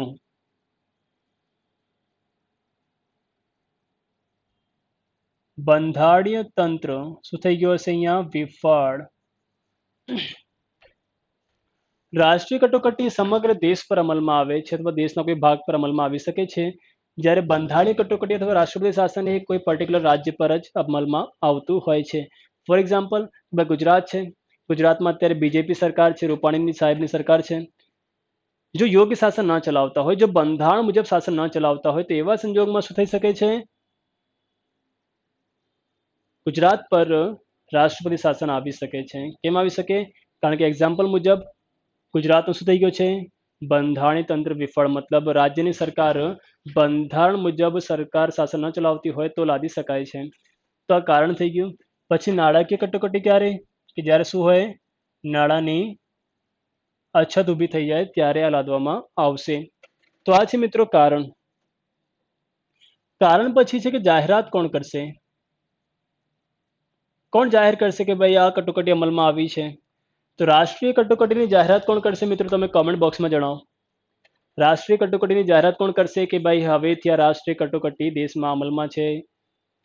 કોણ જાહેરાત કરશે આવી? કમેન્ટ કરું. કારણ આપણે સમજી ગયા ત્રણેય કટોકટી કયા કારણથી લાદી શકાય છે. હવે જોઈશું કે ભાઈ ત્રણેય જે કટોકટી છે કોણ જાહેરાત કરશે કે આ કટોકટી હવે લાદવામાં આવી રહી છે? સૌથી પહેલા રાષ્ટ્રીય કટોકટી જે છે એની જાહેરાત કોણ કરશે કે હવે અમલમાં છે? રાષ્ટ્રપતિ. ચલો વેરી ગુડ. તો અહીંયા છે રાષ્ટ્રપતિ જાહેરાત કરશે. તો રાષ્ટ્રપતિ જાહેરાત કરશે, પણ સલાહ કોની લેશે રાષ્ટ્રપતિ? શું રાષ્ટ્રપતિનું મન ફાવે એટલે જાહેરાત કરી દેશે કે આજથી રાષ્ટ્રીય કટોકટી છે? કોની સલાહ લેશે રાષ્ટ્રપતિ રાષ્ટ્રીય કટોકટી લાદવા માટે દેશમાં? સલાહ કોની હશે એ મહત્વનો મુદ્દો છે અહીંયા. રાષ્ટ્રપતિ જાહેર કરશે. Very good. સલાહ કોની લેશે? સંસદની સલાહ લેશે કે વડાપ્રધાનની સલાહ લેશે કે મંત્રી પરિષદની સલાહ લેશે? કોની સલાહ લેશે? અથવા પોતાની ઈચ્છા થાય એટલે લાદી શકે છે? તો સલાહમાં મિત્રો યાદ રાખજો, તમને ખ્યાલ ના હોય તો સલાહમાં યાદ રાખજો કે પીએમ પ્લસ મંત્રી પરિષદ ની શું લેવી પડશે? અહીંયા સલાહ લેવી પડશે. રાષ્ટ્રપતિને મન ફાવે એટલે ન લાદી શકે. રાષ્ટ્રપતિને શું કરવી પડશે? વડાપ્રધાન અને મંત્રી પરિષદની સલાહ આવશે. ક્લિયર? વડાપ્રધાન અને જે મંત્રી પરિષદ છે એ લોકોની સલાહ આવશે કે ભાઈ રાષ્ટ્રપતિ સાહેબ હવે શું કરો? રાષ્ટ્રીય કટોકટી અમલમાં લાવો. આ કારણ છે. કારણ તો આ ત્રણમાંથી કોઈ એક હોઈ શકે છે. યસ પીએમ, પણ પીએમ ની સાથે હવે મંત્રી પરિષદ પણ છે. ક્લિયર? આ પાછળથી ઉમેરવામાં આવ્યું છે. આપણે વાત કરીશું લાસ્ટમાં. આ જે શબ્દો આપણે રાઉન્ડ કરી રહ્યા છે એ પાછળથી ઉમેરવામાં આવ્યા છે અને આપણે વાત કરીશું થોડીક વાર પછી લાસ્ટમાં એકદમ. ચલો, તો આ થઈ ગઈ જાહેરાતની વાત રાષ્ટ્રીય કટોકટી માટે. પછી બંધારણીય કટોકટી હોય અથવા રાષ્ટ્રપતિ શાસન હોય, જાહેરાત કોણ કરશે મિત્રો? અહીંયા આની પણ રાષ્ટ્રપતિ કરશે. પણ સલાહ કોની હશે? કોઈ રાજ્ય પર રાષ્ટ્રપતિ શાસન અથવા બંધારણીય કટોકટી લાદવાની જાહેરાત તો રાષ્ટ્રપતિ કરે છે, પણ તેની પાછળ સલાહ કોની હશે? એ તમે કોમેન્ટ કરો. તેની પાછળ સલાહ કોની હશે તમે કોમેન્ટ કરીને જણાવો. કોની સલાહથી કરી શકાય છે આવું?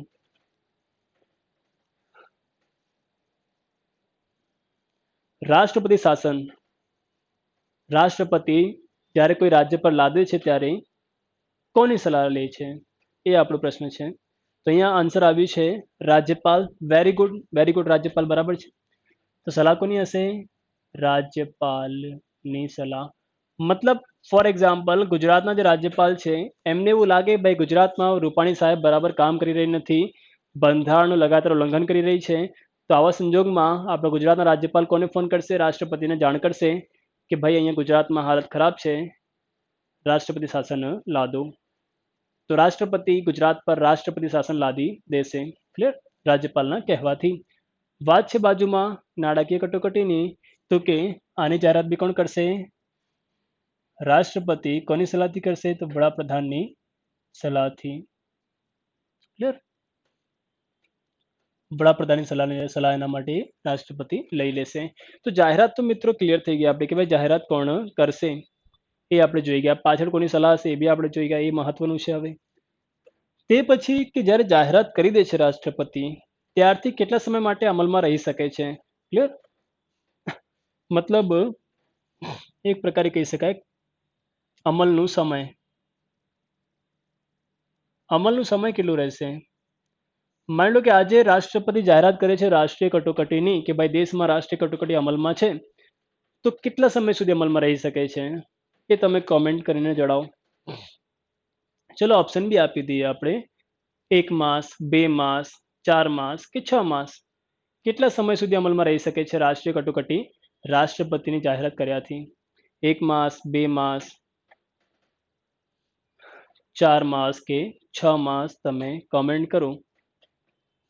અમલનું સમય કેટલું?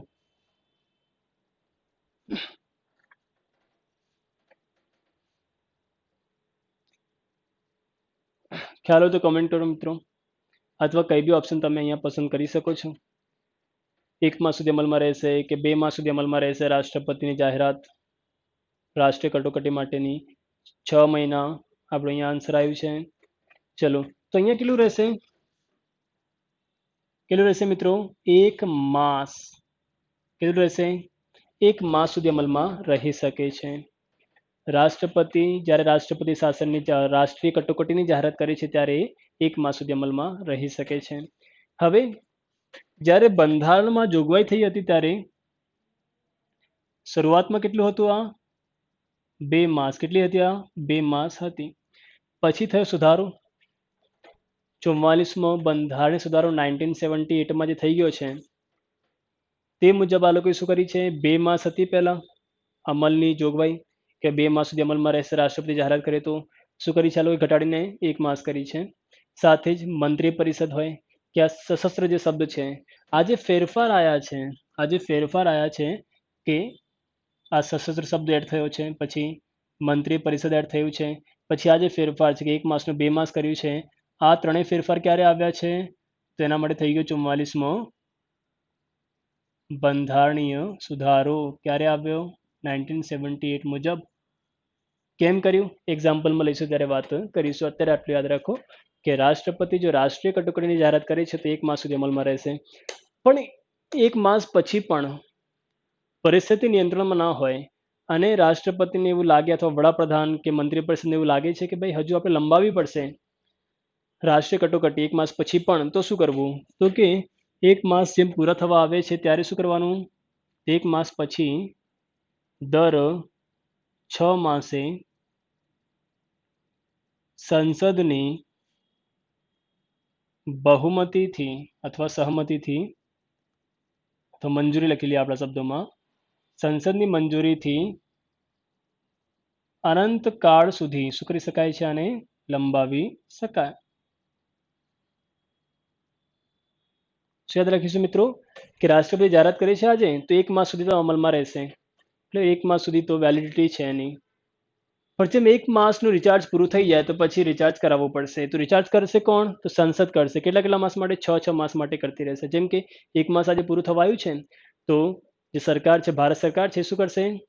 સંસદમાં એક બિલ રજૂ કરશે કે ભાઈ આજે રાષ્ટ્રીય કટોકટી છે અને આપણે એક્સટેન્ડ કરવાની છે, 6 માસ માટે વધારવાની છે. જો સંસદ મંજૂરી આપે છે, લોકસભા રાજ્યસભા એગ્રી થાય છે કે હા ભાઈ આજે રાષ્ટ્રીય કટોકટી છે ને લંબાવ, તો 6 માસ માટે લંબાઈ જશે. એ 6 માસ બી પૂરા થવા આવ્યા છે તો ફરીથી ભારત સરકાર શું કરશે? બિલ રજૂ કરશે સંસદના બંને ગૃહમાં, અને સંસદના બંને ગૃહ એગ્રી થાય છે તો પછી 6 માસ માટે લંબાઈ જશે. તો આમ 6 કરીને અનંતકાળ સુધી લંબાવી શકાય છે. કારણ કે યુદ્ધ છે. હવે માની લો કે ભારત અને ચીન વચ્ચે માહોલ એવો છે, કદાચ યુદ્ધ થઈ જાય આપણું, તો 2 માસમાં, 6 માસમાં, 1 વર્ષમાં, 2 વર્ષમાં આ પરિસ્થિતિ કંટ્રોલમાં ના આવે. આ યુદ્ધનો માહોલ લાંબો ચાલે છે. ક્લિયર? તો સરકારની ઈચ્છા થાય તો આ 6 માસે લગાતાર રાષ્ટ્રીય કટોકટીને લંબાવી શકે છે. તો આ લંબાવવાની વાત કરીએ આપણે. બાજુમાં બંધારણીય કટોકટી અથવા રાષ્ટ્રપતિ શાસન, યાદ રાખજો 1 માસ સુધી જ આવશે. જ્યારે રાષ્ટ્રપતિ જાહેર કરે છે ભાઈ ગુજરાત પર રાષ્ટ્રપતિ શાસન છે તો કેટલા સમય માટે અમલમાં રહેશે? તો અહીંયા તમે શું લખશો? 2 માસ સુધી. કેટલું આવશે? 2 માસ અમલમાં રહેશે રાષ્ટ્રપતિ જાહેરાત કરે ત્યારથી. 2 માસ પછી પણ જો લંબાવવાનું થાય તો શું કરવાનું? પછી દર 6 માસે, દર 6 માસે, યસ, દર 6 માસે યાદ રાખજો કે દર 6 માસે સંસદની મંજૂરી મળતી રહેશે તો મંજૂરીથી વધુમાં વધુ 3 વર્ષ સુધી લંબાવી શકાય છે. ક્યાં સુધી લંબાઈ શકાય છે? તો કે 3 વર્ષ સુધી લંબાઈ શકાય છે. ક્લિયર? અહીંયા ફિક્સ કરવામાં આવ્યું છે. 6 કરીને તમે મેક્સિમમ 3 વર્ષ સુધી ખેંચી શકો છો. બાજુમાં છે નાણાકીય કટોકટી. તો અહીંયા છે કે જ્યારે રાષ્ટ્રપતિ જાહેરાત કરે છે ત્યારે 2 માસ તો અમલમાં રહેશે. અહીંયા શું હતું કે બધામાં 2 માસ હતા પહેલા, પણ અહીંયા 1 માસ ઘટાડી દેવામાં આવ્યું છે. સુધારો કયો હતો એ તો આપણે ઉપર લખ્યું છે 44મો સુધારો હતો. તે મુજબ 1 માસ કર્યું છે, બાકી બધામાં 2 માસ છે. અત્યારે બી 2 માસ પૂરા થઈ ગયા છે, છતાં પણ જો નાણાકીય કટોકટી લંબાવવાની હોય તો શું કરવું પડશે? તો એક વખત 6 માસ માટે સંસદની જો મંજૂરી મળે તો શું કરી શકાય છે? અનંતકાળ સુધી લંબાવી શકાય. એ દર 6 માસે સંસદની મંજૂરી લેવાની જરૂર નથી. એક વખત લઈ લેવાની 6 માસ માટે, જો મળી જાય તો પછી સરકારની ઈચ્છા હોય ત્યાં સુધી લંબાવી શકાય છે, કારણ કે નાણાકીય કટોકટી છે, દેશમાં નાણાંની અછત છે, તો એ તો એકાદ વર્ષમાં પૂરી ના થાય, એમાં ઘણા વર્ષો લાગી જાય છે. ચાલો, તો આ વાત થઈ ગઈ. અમલનો સમય જોઈ ગયા આપણે. પછી કે સત્તા કોના હાથમાં આવશે? જે તે કટોકટી લાદવામાં આવે સત્તા કોના હાથમાં આવશે? જેમ કે રાષ્ટ્રીય કટોકટી હોય સત્તા કોના હાથમાં આવશે? કેન્દ્ર સરકારના હાથમાં. કોના હાથમાં આવશે? કેન્દ્ર સરકારના હાથમાં આવી જશે. ક્લિયર? મતલબ કેન્દ્ર સરકાર મતલબ ભારત સરકાર, મતલબ વડાપ્રધાન અને મંત્રીઓ. વડાપ્રધાન અને મંત્રીઓનું શું કહેવાય છે? ભારત સરકાર. ભારત સરકાર એટલે શું છે? આપણી કેન્દ્ર સરકાર છે. બંધારણીય કટોકટી અથવા રાષ્ટ્રપતિ શાસન હોય તો સત્તા કોના હાથમાં આવશે? તો રાજ્યપાલ રાષ્ટ્રપતિ વતી શાસન ચલાવશે. બંધારણીય કટોકટીમાં શું હોય છે? જેમ કે લાદે રાષ્ટ્રપતિ, તો રાષ્ટ્રપતિ પોતે શાસન ચલાવવા માટે નથી આવતા. જ્યારે નામ રાષ્ટ્રપતિ શાસન છે, પણ રાષ્ટ્રપતિ શાસનમાં ભી વાસ્તવિક શાસન તો કોણ ચલાવે છે? રાજ્યપાલ જ ચલાવતા હોય છે. સત્તા કોના હાથમાં આવશે? રાજ્યપાલના હાથમાં આવશે. અહીંયા બી નાણાકીય કટોકટી હોય તો સત્તા કોના હાથમાં છે? કેન્દ્ર સરકારના હાથમાં છે. ક્લિયર? અને યાદ રાખજો મિત્રો, કટોકટી હોય તો કટોકટી સમયે લોકસભા અને વિધાનસભાનું કાર્યકાળ 1 વર્ષ વધારવામાં આવી શકે છે. જેમ કે માની લો કે આજે જાહેરાત કરે છે રાષ્ટ્રપતિ કે ભાઈ દેશમાં રાષ્ટ્રીય કટોકટી છે, અને માની લો કોઈ રાજ્યની વિધાનસભાનું કાર્યકાળ પૂરું થઈ ગયું છે 5 વર્ષ, પણ દેશમાં રાષ્ટ્રીય કટોકટી છે, મતલબ ગંભીર માહોલ હશે દેશમાં, તો ચૂંટણી તો ના કરાવી શકાય. તેવા સંજોગમાં જે તે રાજ્યની વિધાનસભાનું કાર્યકાળ ભલે પૂરું થઈ ગયું હોય પણ 1 વર્ષ માટે લંબાવી શકાય છે. એવી રીતના દેશની જે લોકસભા છે, માની લો કે ભાઈ લોકસભાનું કાર્યકાળ 5 વર્ષ પૂરું થવા આવ્યું છે અને દેશમાં રાષ્ટ્રીય કટોકટીનો માહોલ છે, અમલમાં છે, તો લોકસભાનું ઇલેક્શન તો ના કરાવી શકાય. માટે એ જ લોકસભાનું કાર્યકાળ 1 વર્ષ વધારવામાં આવશે. તે પછી પણ જેવું લાગે કે ભાઈ આ હજુ બી ઇલેક્શન ના કરાવી શકાય, તો તે પછી બી 1 વર્ષ લંબાવી શકાય છે. આમ 1 વર્ષ કરીને અનંતકાળ સુધી રાષ્ટ્રીય કટોકટી સમયે વિધાનસભા કે લોકસભાનું કાર્યકાળ લંબાવી શકાય છે. આને મિત્રો ખાસ યાદ રાખજો તમે. ઓકે, ચાલો પછી સત્તાની વાત થઈ ગઈ આપણી. સત્તા પછી વાત થશે કે કારણ શું હોઈ શકે છે મિત્રો લાદવાનું. કારણ તો આપણે સોરી જોઈ ગયા છે પહેલા જ. એક્ઝામ્પલ જોઈએ થોડાક હવે. યાદ રાખજો મિત્રો, જ્યારે કટોકટી અમલમાં હોય ત્યારે લોકસભા અને વિધાનસભાનું કાર્યકાળ 1 વર્ષ લંબાવી શકાય છે. આ બનાવ બન્યું છે આપણી પાસે. 5મી જે લોકસભા હતી 1971 થી 1977 સુધી રહી હતી, મતલબ લગભગ 7 વર્ષ સુધી ચાલી હતી એ લોકસભા, કારણ કે એનું કાર્યકાળ એક્સટેન્ડ કરવામાં આવ્યું હતું લોકસભાનું કાર્યકાળ. તો આપણને પૂછે કે ભાઈ સૌથી લાંબી લોકસભાનું કાર્યકાળ કઈ રહી છે, મતલબ કઈ લોકસભાનું કાર્યકાળ સૌથી લાંબો રહ્યો છે, તો કે 5મી લોકસભા. ક્લિયર? 5મી જે લોકસભા બની હતી એનો કાર્યકાળ સૌથી લાંબો હતો. ચલો એક્ઝામ્પલ જોઈએ આપણે કે રાષ્ટ્રીય કટોકટી આપણા દેશમાં કેટલી વખત લાદવામાં આવી છે. તમે કોમેન્ટ કરો.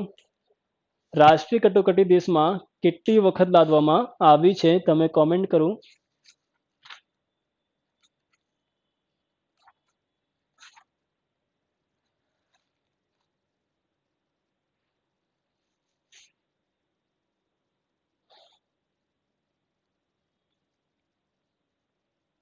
કોમેન્ટ કરો કે ભાઈ ઓકે 3 વખત. તો 3 વખત અહીંયા એક્ઝામ્પલ છે આપણી પાસે કે જ્યારે રાષ્ટ્રીય કટોકટી અમલમાં હોય તો એક છે ભારત ચીન યુદ્ધ, જે 1962 થી 1966 સુધી અમલમાં હતી આ કટોકટી. બીજું એક્ઝામ્પલ છે ભારત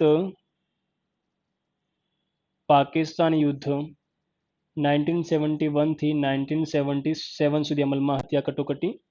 ત્રીજું જે છે એને આપણે કહીએ છીએ આપાતકાલ, જેનું અમલ હતું 1975 થી 1977, મતલબ આ તમે સમયગાળો જુઓ ઉપરનો અને નીચેનો. તો 1975, 1976, 1977 આ વર્ષો એવા છે કે જ્યારે દેશમાં એક સાથે બે પ્રકારની કટોકટી ચાલી રહી હતી. ક્લિયર? તો અહીંયા આપાતકાલ એક મુદ્દો બની જાય છે. આપાતકાલ તમને ખ્યાલ હશે કે વચ્ચે નરેન્દ્ર મોદી અને આપણા જે અમિત શાહ છે એમને ટ્વીટ કર્યું હતું આપાતકાલને લઈને. આપાતકાલને કહેવાય છે કે સત્તાનો દુરુપયોગ. કહેવાય છે કે ઇન્દિરા ગાંધીએ પોતાની સરકાર બચાવવા માટે દેશને આપાતકાલની ભેટ આપી હતી. કેમ આપી? તો એક લાંબી એક ગાથા છે. કન્ક્લુઝન એ છે કે ઇન્દિરા ગાંધી તે સમયે દેશના વડાપ્રધાન હતા અને ચૂંટણી કૌભાંડમાં એ પકડાઈ જવાના હતા, જેનાથી એમની સરકાર પડવાની હતી. રાજીનામું આપવાની ફરજ એમને પડવાની હતી ઇન્દિરા ગાંધીને. તો પોતાની સરકાર ન પડી જાય, પાર્ટીની ઇમેજ ખરાબ ના થાય માટે ઇન્દિરા ગાંધીએ શું કર્યું? પોતાની સત્તાનો દુરુપયોગ કર્યો અને દેશને શું કર્યું? આપાતકાલના અંધેરા કૂવામાં નાખ્યું. આપાતકાલનો દુરુપયોગ ઇન્દિરા ગાંધીએ કઈ રીતના કર્યું? તો તે સમયે શું હતું? આપણે કયા ગાળામાં જતા રહીએ હવે? 1975માં જઈએ આપણે. 1975 જ્યારે હતું ત્યારે 1978 તો આવ્યો નહોતો, મતલબ આ સુધારો થયો હતો નહીં. મતલબ શું હતું? 1975ની સ્થિતિ આપણે જોઈ રહ્યા છીએ અત્યારે. મિત્રો ધ્યાનથી સાંભળજો. તે સમયે રાષ્ટ્રીય કટોકટી જાહેર કરવાના કારણ શું હતા?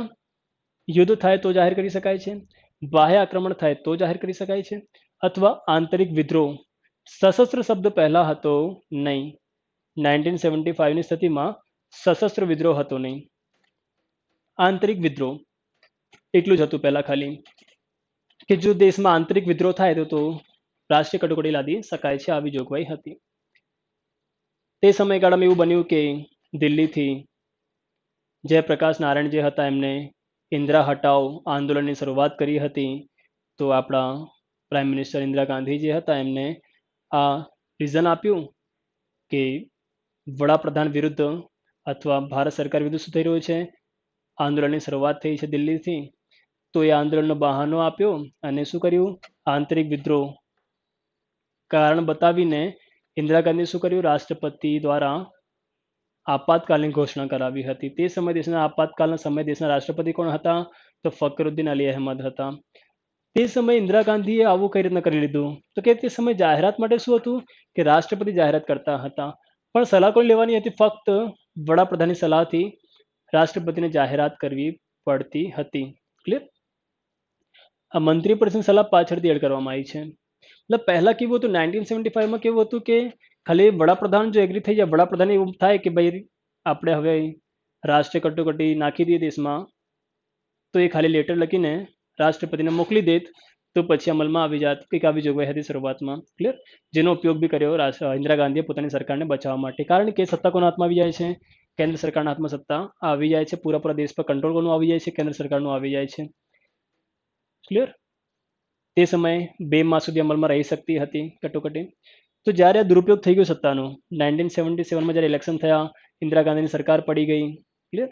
જનતા દળની નવી પાર્ટી બની, મોરારજી દેસાઈ સરકાર આવી, પહેલી બિન કોંગ્રેસી સરકાર આપણા દેશની અંદર.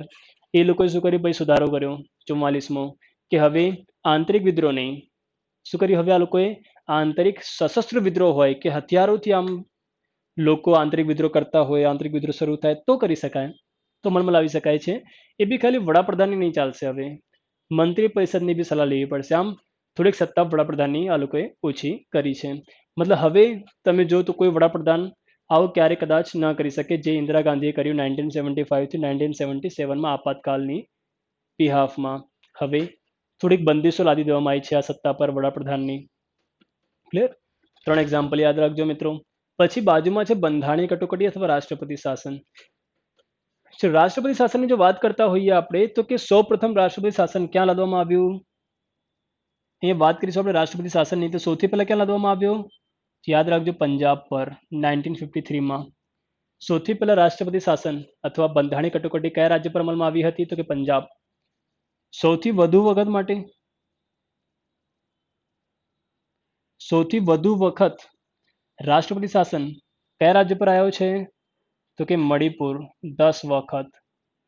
પછી કે સૌથી લાંબો રાષ્ટ્રપતિ શાસન કયા રાજ્ય પર રહ્યો છે? તો એ શું આવશે મિત્રો? પંજાબ 1982 થી 1986 આ સમયગાળો. પછી સૌથી ટૂંકો રાષ્ટ્રપતિ શાસન કયા રાજ્ય પર રહ્યો છે? તો એ આવશે મિત્રો આપણું કેરળ, લગભગ એ છે 7 દિવસનું. ક્લિયર? કેરળ કે કર્ણાટક, ચલો ખાલી 7 દિવસનું રહ્યું હતું, તો આ તમે યાદ રાખી શકો છો.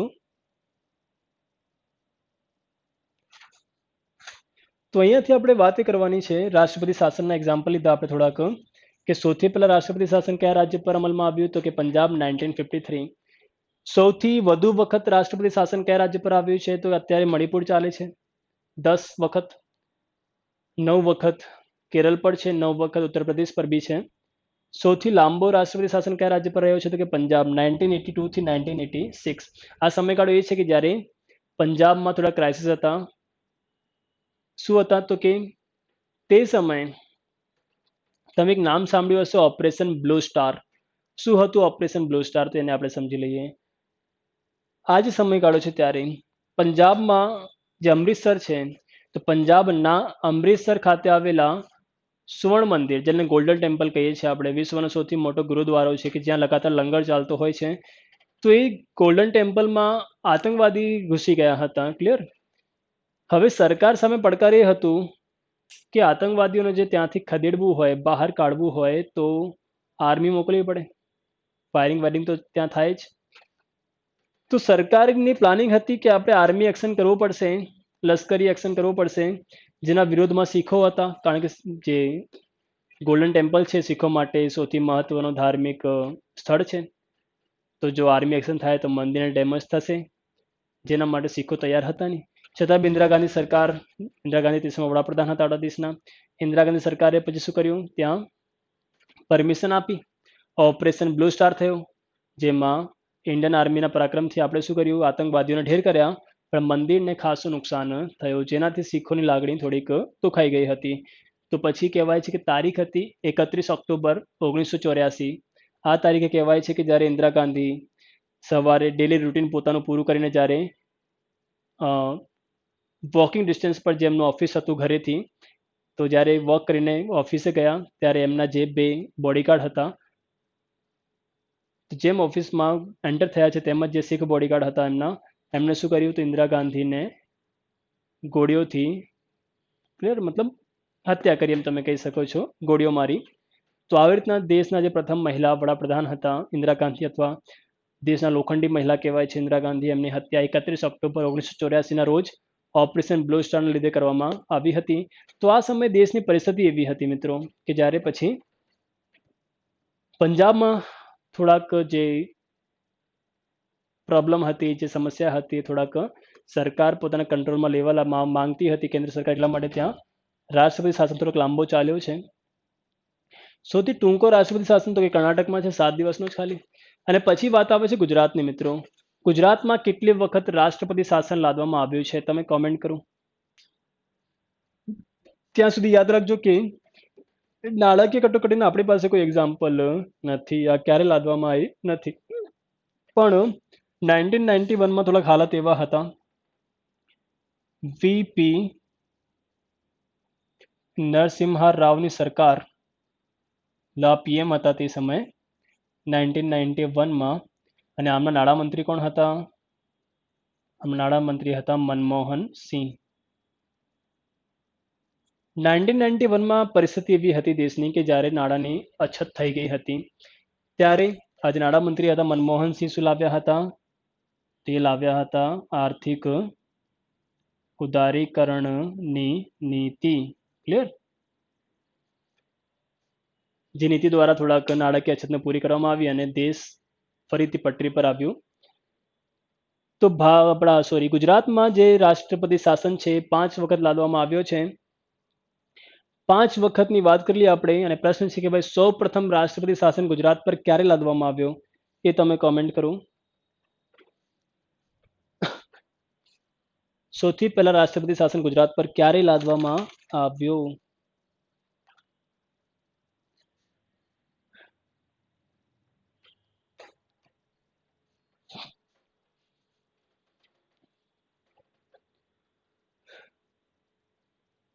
ચલો, તો આ વાત કરીએ આપણે કટોકટીની. ત્રણેય કટોકટી જોઈ ગયા. આપણને પૂછે કે ભાઈ કટોકટીનો અંત કઈ રીતના આવે. તો જેમ કે રાષ્ટ્રીય કટોકટી છે, રાષ્ટ્રપતિ જાહેરાત કરે છે 1 માસ સુધી અમલમાં રહેશે. તો જેમ 1 માસ પૂરું થાય તો અંત આવી જશે, અથવા રાષ્ટ્રપતિ પાછી ખેંચી શકે છે, અથવા 6 માસ માટે સંસદ જો બહુમતી ના આપે, મંજૂરી ના આપે તો રદ થઈ શકે છે. તો બધા માટે રદ થવાના ક્રાઇટેરિયા છે. ચાલો પછી આપણે જોઈશું કે રાષ્ટ્રપતિ શાસન ગુજરાત પર જે 5 વખત આવ્યો છે મિત્રો, તમે કોમેન્ટ કરો કે સૌથી પહેલા રાષ્ટ્રપતિ શાસન ગુજરાત પર ક્યારે આવ્યો, તે સમયે ગુજરાતના મુખ્યમંત્રી કોણ હતા?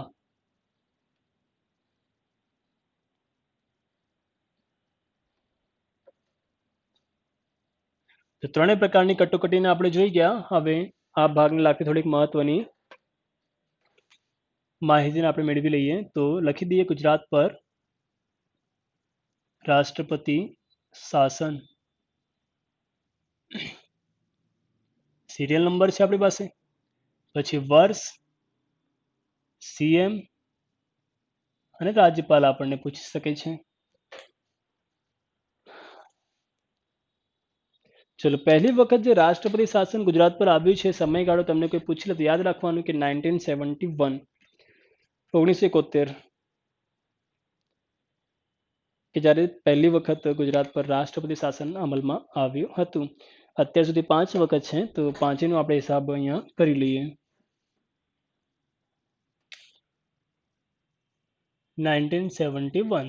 સીએમ કોણ હતા મિત્રો ગુજરાતના તે સમયે? તો હિતેન્દ્ર દેસાઈ. રાજ્યપાલ કોણ હતા? તો શ્રી મન્ના રાયણને યાદ રાખો. બીજી વખત ક્યારે? તો કે 1974માં. સીએમ કોણ હતા? તો તમે લખી શકો છો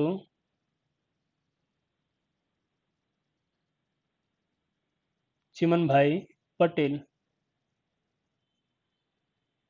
રાજ્યપાલ કોણ હતા તે સમયે? તો કે વિશ્વનાથન. ત્રીજી કટોકટી મિત્રો 1976, બાબુભાઈ પટેલ. રાજ્યપાલ તે સમયે ગુજરાતના હતા કે વિશ્વનાથન. એ જ હતા. 1980માં ફરીથી કોણ હતા? બાબુભાઈ પટેલ હતા, પણ આ વખતે રાજ્યપાલ હતા શારદા મુખર્જી, જે આપણે વાત કરી ગયા. ગુજરાતના પ્રથમ મહિલા રાજ્યપાલ હતા, કે જેમના સમયે વિધાનસભાનું ઉદ્ઘાટન થયું હતું એમના હસ્તે જ. પછી 1996માં સીએમ હતા આપણા સુરેશ મહેતા, રાજ્યપાલ હતા કૃષ્ણપાલ સિંહ. ક્લિયર? તો આ છે 5 વખત રાષ્ટ્રપતિ શાસન ગુજરાતની અંદર, જે તમે યાદ રાખી શકો છો. હવે મિત્રો અહીંયાથી આગળ વાત કરીએ. ચલો, તો કે જ્યારે કટોકટી અમલમાં આવે છે ત્યારે આપણે અનુચ્છેદ કરી ગયા. અનુચ્છેદ 358. અનુચ્છેદ 358 શું કહે છે આપણને? કે કટોકટીનો અમલ થાય તો કયો હતો આપણી પાસે અનુચ્છેદ 19 થઈ જશે, રદ થઈ જશે. કઈ કટોકટીમાં? તો કે રાષ્ટ્રીય કટોકટીમાં. તમે સ્પેસિફાય કરી શકો છો જ્યારે દેશમાં શું હોય, રાષ્ટ્રીય કટોકટી માટે જ છે આ. બંધારણીય કટોકટીમાં ક્યારે અનુચ્છેદ 19 રદ ના થઈ શકે? રાષ્ટ્રીય કટોકટીમાં અનુચ્છેદ 19 રદ થઈ શકે છે. એ બી કારણ શું હોવું જોઈએ? યુદ્ધ અને બાહ્ય આક્રમણમાં જ. આંતરિક સશસ્ત્ર વિદ્રોહ જો કારણ હોય રાષ્ટ્રીય કટોકટીનું, તો અનુચ્છેદ 19 રદ થશે નહીં. પછી 359 આપણે કરી ગયા હતા. એમાં શું વાત કરી હતી આ લોકોએ? કે જ્યારે રાષ્ટ્રીય કટોકટી અમલમાં હોય, અથવા કોઈ પણ કટોકટી અમલમાં હોય, કટીનો અમલ છતાં પણ શું ના થાય? અનુચ્છેદ 20 અને 21 રદ ન થાય. ક્લિયર? આ વાત આપણે અગાઉ પણ કરી ગયા હતા, મૂળભૂત અધિકારોમાં રદ થશે નહીં. તો આની સાથે જ મિત્રો આપણું જે ભાગ 18 જે અતિ મહત્વનો ભાગ હતો એક્ઝામમાં જો વેટેજ હોય બંધારણનો, તો એકાદ માર્ક્સ તો અહીંયાથી આપણને મળશે. ક્લિયર? ભાગ 18 અહીંયા પૂરું થાય છે. તો જે પણ મિત્રો અત્યારે ઓનલાઈન છે, ડાઉટ હોય તો પૂછી લો અત્યારે. જો ડાઉટ ના હોય તો નો ડાઉટ કોમેન્ટ કરો, પછી આપણે ભાગ 19 તરફ જઈશું. જે પણ મિત્રો અત્યારે લાઈવ છે, ડાઉટ હોય તો પૂછી લો, ડાઉટ ના હોય તો પછી નો ડાઉટ કોમેન્ટ કરો, તો પછી ભાગ 19 આપણે શરૂ કરીએ.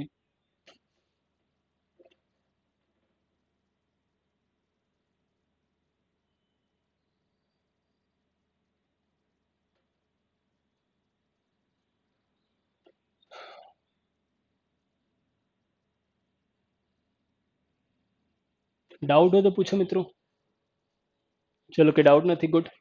તો અહીંયા ભાગ 19 આપણી પાસે ટાઇટલ છે પ્રકીર્ણન જોગવાઈ. અનુચ્છેદ 361 થી 367 સુધી આપણને આ ભાગ આપેલું છે. તો અહીંયા બે જ અનુચ્છેદ આપણે કરવાના છે આ ભાગમાં. એક્ઝામમાં જે પૂછાઈ ગયો છે, તો 361 361 શું કહે છે આપણને મિત્રો કે રાષ્ટ્રપતિ અને જે રાજ્યપાલ છે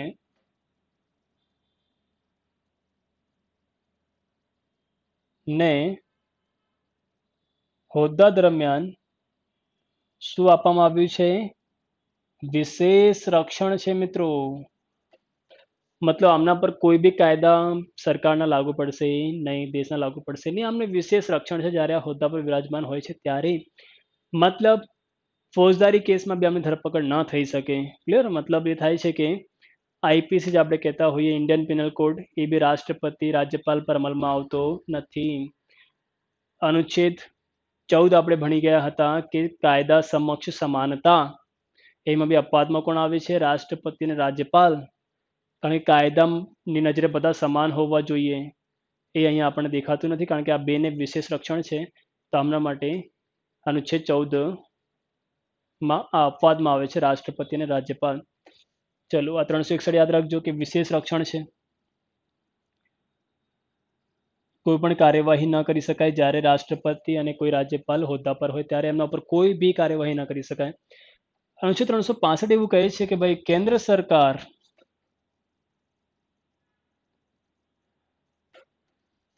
સરકારનો જો કે નિર્ણય છે એને કોઈ રાજ્ય સરકાર માનતી નથી, વિરોધ કરે છે, તો કેન્દ્ર સરકાર ઈચ્છે તો રાષ્ટ્રપતિ શાસન લાદવી શકે છે તે રાજ્યો પર. તો અહીંયા બી રાષ્ટ્રપતિ શાસનની જોગવાઈ છે કે ભાઈ કેન્દ્ર સરકાર ના નિર્ણય ના વિરોધ બદલ અથવા કેન્દ્ર સરકારના વિરોધ બદલ રાજ્ય પર શું આવી શકે છે? રાષ્ટ્રપતિ શાસનની અહીંયા પણ જોગવાઈ છે. ક્લિયર? કોઈ રાજ્ય જો કેન્દ્ર સરકારની વાત ન માનતો હોય તો રાષ્ટ્રપતિ શાસન તે રાજ્ય પર આવી શકે છે. બસ આ બે જ અનુચ્છેદ આપણે આ ભાગમાં કરવાના હતા, અનુચ્છેદ 361 અને અનુચ્છેદ 365. બે બંને મતલબ પૂછાયેલા છે એક્ઝામની અંદર, તો એમને યાદ રાખજો.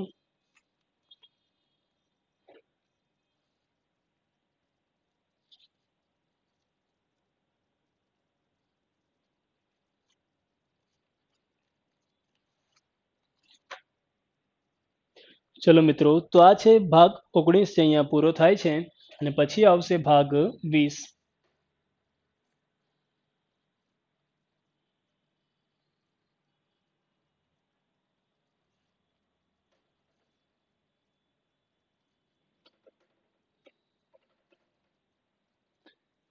ભાગ 20 માં જો વાત કરીએ આપણે તો ટાઇટલ છે આનું કે બંધારણીય સુધારો. બંધારણમાં જ સુધાર કરવાનું છે એની વાત કરી છે આ ભાગની અંદર, અને આ ભાગમાં એક જ અનુચ્છેદ છે 368. એક જ અનુચ્છેદ છે આ ભાગની અંદર. બંધારણીય સુધારો મિત્રો કયા દેશમાંથી આપણે લાવ્યા છે તમે કમેન્ટ કરો, પછી આપણે આ ભાગને આગળ જોઈએ. બંધારણમાં સુધાર કરવાની જે પ્રક્રિયા છે આપણે કયા દેશમાંથી લાવ્યા? ખ્યાલ હોય મિત્રો તો કમેન્ટ કરો, પછી આપણે જોઈએ આગળ.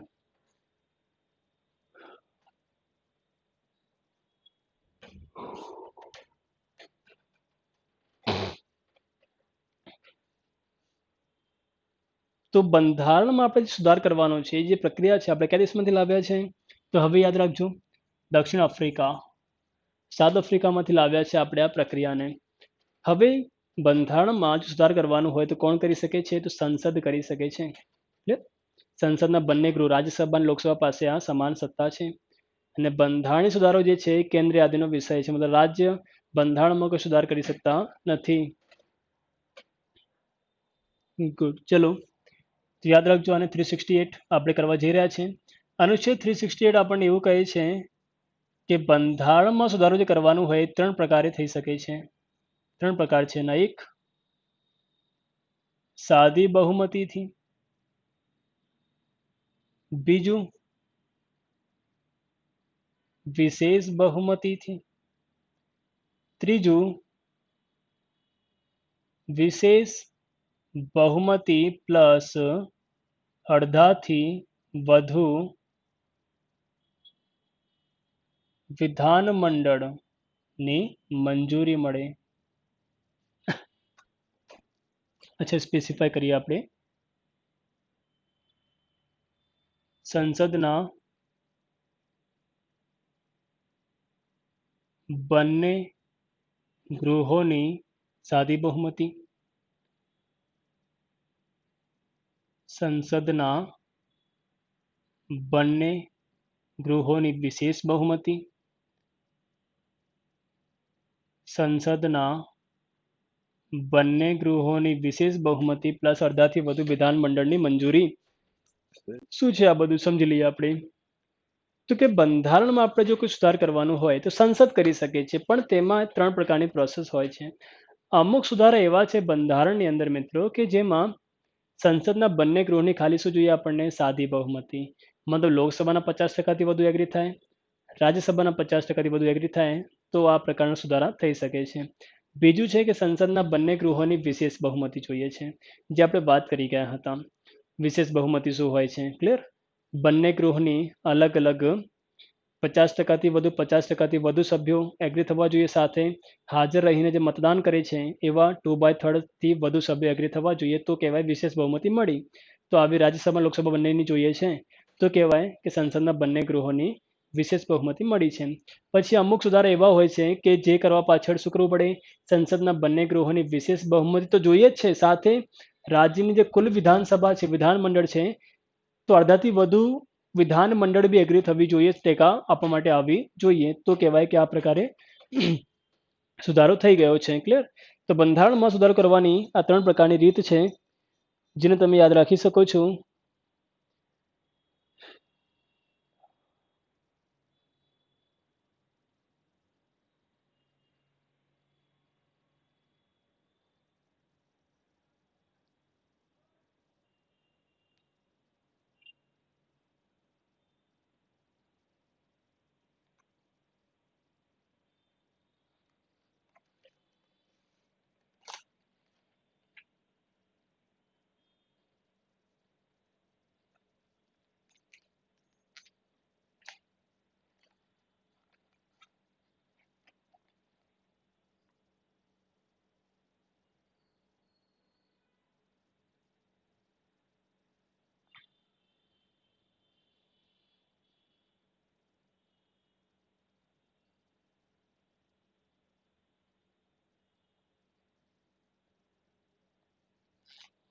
ચલો, તો અહીંયા મિત્રો આપણે થોડા એક્ઝામ્પલ જોઈશું ભાઈ કયા કયા સુધારા કયા કયા પ્રકારે થઈ શકે છે. જેમ કે બંને ગૃહોની સાદી બહુમતીથી કરી શકાતા હોય એવા સુધારા કયા છે મિત્રો? તો કે અનુચ્છેદ નંબર 2માં જે આપણે ભણી ગયા કે નવા રાજ્યોનું સમાવેશ કરવાનું હોય ભારતની અંદર સંસદ કરી શકે છે, તો અનુચ્છેદ 2 મુજબનો જે સુધારો છે એ સાદી બહુમતીથી કરી શકાય છે. ક્લિયર? પછી અનુચ્છેદ 3 મુજબ આપણે વાત કરી હતી કે ભાઈ કોઈ રાજ્યનું નામ બદલવાનું હોય, કોઈ રાજ્યની સીમામાં ફેરફાર કરવાનું હોય, કોઈ રાજ્યના ભાગલા પાડવાના હોય તો સંસદ પાડી શકે છે. તેના માટે શું જોઈએ? સંસદના બંને ગૃહની સાદી બહુમતી જોઈએ છે. ક્લિયર? તો આ 2 ખાસ થઈ ગયા આપણા. પછી વાત કરીએ તો અહીંયા અનુચ્છેદ 3 ને ખાસ યાદ રાખજો, સાદી બહુમતી જોઈએ છે કે વિધાન પરિષદની રચના કરવાની હોય કોઈ રાજ્ય માટે. આપણે વાત કરી ગયા હતા કે વિધાન પરિષદ જો બનાવવાની હોય તો તે રાજ્યની વિધાનસભાની વિશેષ બહુમતી જોઈએ. પછી એ બિલ ક્યાં જશે? સંસદમાં જશે. પણ સંસદના બંને ગૃહ જો સાદી બહુમતી આપે છે તો જે તે રાજ્ય માટે વિધાન પરિષદની રચના કરી શકાય છે. ક્લિયર? તો એને મિત્રો યાદ રાખો. પછી વાત કરીએ આપણે તો બીજી અનુસૂચિ મતલબ પગાર વગેરેમાં જે ફરક છે. અનુસૂચિ નંબર 2માં જો કોઈ સુધાર કરવાનું હોય, અનુસૂચિ 2માં શું આપેલું છે? આપણને પગાર વગેરે આપેલી છે, એમાં ફેરફાર કરવાનું હોય તો એ સાદી બહુમતીથી કરી શકાય છે. પછી વાત કરીએ તો સંસદની કોરમ છે, સંસદના પગાર ભત્તા છે, એક્સેટ્રા એક્સેટ્રા. એમાંથી આપણે અનુચ્છેદ 3 ખાસ છે જે અત્યારે જમ્મુ કાશ્મીર સાથે થયો છે. તો જમ્મુ કાશ્મીરના જે ભાગલા પડે એના માટે સરકારને શું જોઈતી હતી? સંસદના બંને ગૃહની ખાલી સાદી બહુમતી જોઈતી હતી. ક્લિયર? અને આવો સુધારો કોઈ બંધારણ સુધારા કહેવાતા નથી. સંસદના બંને ગૃહની વિશેષ બહુમતીથી થતા હોય એવા સુધારા કયા? તો કે જે મૂળભૂત અધિકારો છે, જે રાજનીતિના માર્ગદર્શક સિદ્ધાંતો છે, આવા જ સુધાર છે મિત્રો એ આપણા વિશેષ બહુમતીથી કરવામાં આવે છે. જેમ કે સુપ્રીમ કોર્ટ, હાઈકોર્ટના જે ન્યાયાધીશો છે એમને હટાવવાની પ્રક્રિયા છે, તેમાં બી સેમ તમે યાદ રાખી શકો છો.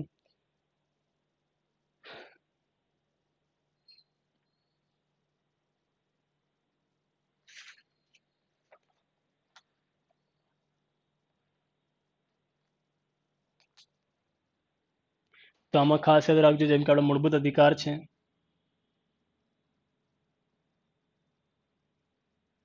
પછી રાજનીતિના માર્ગદર્શક સિદ્ધાંતો છે, સુપ્રીમ કોર્ટ છે, હાઈકોર્ટના ન્યાયાધીશોને હટાવવા, ક્લિયર? આ પ્રકારની વ્યવસ્થા. અને બંને ગૃહની વિશેષ બહુમતી સાથે અડધાથી વધુ વિધાનમંડળ બી એગ્રી થાય. જેમ કે જીએસટી સુધારો જે થયો છે આપણો 101માં જે સુધારો થયો છે એક આ પ્રકારનો હતો કે જેમાં વિધાનસભા જે વિધાન મંડળો હતી એમને પણ પોતાની મંજૂરી આપી હતી. ચલો, તો આ છે મિત્રો ભાગ 20માં આપણે આટલું જ કરવાનું છે. આમ તો કઈ પ્રશ્ન આવો બનતા નથી, પણ ખાલી સમજવા માટે હતું. બંધારણને હવે આપણે સમજવું પણ પડશે. એક્ઝામમાં શું પૂછાઈ શકે છે આ ભાગમાંથી? તો કે ભાગ 20 આમ પૂછેલા આપણે કે બંધારણીય સુધારા પ્રક્રિયાની જોગવાઈ કયા ભાગમાં છે? તો કે 20. કયા અનુચ્છેદમાં છે? તો કે 368. પછી પૂછેલા કેટલા પ્રકારે થાય છે સુધારો? તો કે 3 પ્રકારે થાય છે. એ આપણે બોર્ડ પર લખ્યું છે 3 પ્રકાર. એક્ઝામ પર ખાલી સમજવા માટે હતા. ક્લિયર? અહીંયા આપણો માર્ક્સ કવર થઈ જશે. ઓકે, પછી આવે છે મિત્રો ભાગ 21. ભાગ 21માં વાત કરી છે કે અમુક રાજ્યો અંગે ખાસ જોગવાઈ છે. જેમ કે આપણને ખ્યાલ હશે જમ્મુ કાશ્મીર એક વિશેષ રાજ્ય હતું. તો અહીંયા પ્રશ્ન છે કે કયા અનુચ્છેદ મુજબ જમ્મુ કાશ્મીરને વિશેષ રાજ્યનો દરજ્જો પ્રાપ્ત હતો? કમેન્ટ કરો તમે, ત્યાં સુધી આપણે લખી લઈએ કે બે અમુક રાજ્યો અંગે શું છે અહીંયા ખાસ જોગવાઈ. અનુચ્છેદ 369 થી આપણે જઈએ છીએ કે 392 સુધી. ચાલો જોઈ લે આ ભાગને. તો અનુચ્છેદ 370 અહીંયા ખાસ છે. એક જે અનુચ્છેદ અહીંયા સૌથી મહત્વનો છે જે પૂછાય છે એક્ઝામમાં એ છે આર્ટિકલ 370, જે મુજબ જમ્મુ કાશ્મીરને શું મળ્યો હતો? વિશેષ રાજ્યનો દરજ્જો. જમ્મુ કાશ્મીર આનું માળખું કોણે તૈયાર કર્યું આર્ટિકલ 370નું? તો યાદ રાખજો, એન ગોપાલ સ્વામી આયંગર, જે આપણા ડ્રાફ્ટિંગ કમિટીના સભ્ય હતા, એમને આ માળખું તૈયાર કર્યું છે.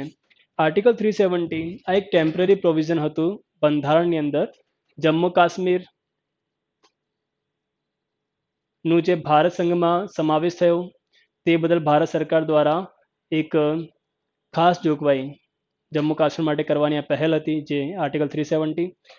આપને ખ્યાલ છે કે આ જે આર્ટિકલ 370 છે 2019માં સરકારે શું કર્યું છે? રદ. રદ માટે શું વાત હતી આમાં? તો કે આના ખંડ 3માં આ જોગવાઈ હતી કે જ્યારે બી આર્ટિકલ 370 ને રદ કરવાનું હોય તો કોઈ ખાસ પ્રક્રિયાની જરૂર નથી. રાષ્ટ્રપતિ શું કરશે? જાહેરનામું અથવા ગેજેટ પ્રકાશિત કરશે, એની સાથે જ આર્ટિકલ 370 રદ થઈ જશે. તો યાદ રાખજો, રાષ્ટ્રપતિ દ્વારા શું પાડવામાં આવ્યું બહાર? જાહેરનામું. તેને શું કહેવાય છે? સરકારી ગેજેટ દ્વારા. તો રાષ્ટ્રપતિએ જાહેરનામું પ્રકાશિત કર્યું અને આર્ટિકલ 370 અત્યારે રદ થઈ ગયો છે, તો કોઈ મુદ્દો નથી. ક્લિયર? આને યાદ રાખજો. જમ્મુ કાશ્મીર વિશેષ રાજ્ય હતો. જમ્મુ કાશ્મીર પાસે પોતાનું અલગ બંધારણ હતું, જે 1957માં અમલમાં આવ્યો. જમ્મુ કાશ્મીર પાસે પોતાના અલગ કાયદા હતા, જેમ કે સમગ્ર ભારતમાં આઈપીસી અમલમાં આવે છે, ઇન્ડિયન પિનલ કોડ, જેમાં સેક્શન્સ આપેલા છે. જે મતલબ આપણે કોઈ ગુનો કરીએ તો આપણને સજા થતી હોય છે સેક્શન્સ દ્વારા. તે પણ જમ્મુ કાશ્મીરમાં અમલમાં આવતો હતો નહીં. એમની પાસે એમનું પોતાનું અલગ આરપીસી હતું, રણબીર પિનલ કોડ. ભારત સરકારની વાત કરીએ તો ભારત સરકારનો મોટર વ્હીકલ એક્ટ એ જ ખાલી જમ્મુ કાશ્મીરમાં અમલમાં આવતો હતો. તે સિવાય કોઈ પણ કાયદો જમ્મુ કાશ્મીરમાં અમલમાં આવતો હતો નહીં. ક્લિયર? જમ્મુ કાશ્મીર એવું લાગતું આપણે કે આપણે બીજા દેશમાં આવી ગયા છે, એ પ્રકારની પાબંદીઓ આપણા ઉપર હતી. જેમ કે તમે ત્યાં જાઓ, ગુજરાતથી તમે જાઓ જમ્મુ કાશ્મીર, તમે ત્યાં પ્રોપર્ટી પરચેસ ના કરી શકો, ત્યાં તમે સ્થાયી ન થઈ શકો, ત્યાં તમે સ્થાયી વ્યાપાર ન કરી શકો. ક્લિયર? ત્યાંની ગવર્મેન્ટ જોબ વેકેન્સીઝ જે આવે છે એમાં તમે અપ્લાય ના કરી શકો. આ પ્રકારની પાબંદીઓ હતી. સાથે જ એવી પાબંદી પણ હતી કે જો જમ્મુ કાશ્મીરની કોઈ મહિલા હોય એ અન્ય કોઈ ભારતીય સાથે લગ્ન કરે છે, જમ્મુ કાશ્મીર બહારના જે ભારતીયો છે એમની સાથે લગ્ન કરે છે, તો એની મિલકત જે છે, મિલકતનો અધિકાર એનો છીનવી લેવામાં આવતો. એટલે પછી એને પ્રોપર્ટીમાં કોઈ ભાગ મળતો હતો નહીં. પણ એ જ મહિલા જો પાકિસ્તાનના કોઈ વ્યક્તિ સાથે લગ્ન કરે છે તો એને નાગરિકતા ત્યાં પ્રાપ્ત થતી રહેતી હતી જમ્મુ કાશ્મીરમાં. મતલબ થોડોક ઘણું કન્ફ્યુઝિંગ હતું જમ્મુ કાશ્મીર. પોતાની અલગ નાગરિકતા ધરાવતા હતા તેના નાગરિક. બેવડી નાગરિકતા કોને પ્રાપ્ત થતી? જમ્મુ કાશ્મીરને પ્રાપ્ત થતી. જમ્મુ કાશ્મીર વિધાનસભાનો કાર્યકાળ બી 6 વર્ષનો હતો. ક્લિયર? ઘણી બધી અલગ અલગ જોગવાઈઓ હતી જે સરકારે શું કરી 2019માં રદ કરી છે. તો આ આર્ટિકલ 370 આપણું જે છે એ રદ થયેલું છે. આ પ્રમાણે આને તમે યાદ રાખો. પછી આવે છે આર્ટિકલ 371. આર્ટિકલ 371 મુજબ જો આપણે વાત કરીએ તો આપણી પાસે એવા રાજ્યો છે કે જેમને વિશેષ અથવા એમના વિશે ખાસ જોગવાઈ બંધારણમાં કરવામાં આવેલી છે. એવા રાજ્યો કયા છે આપણી પાસે?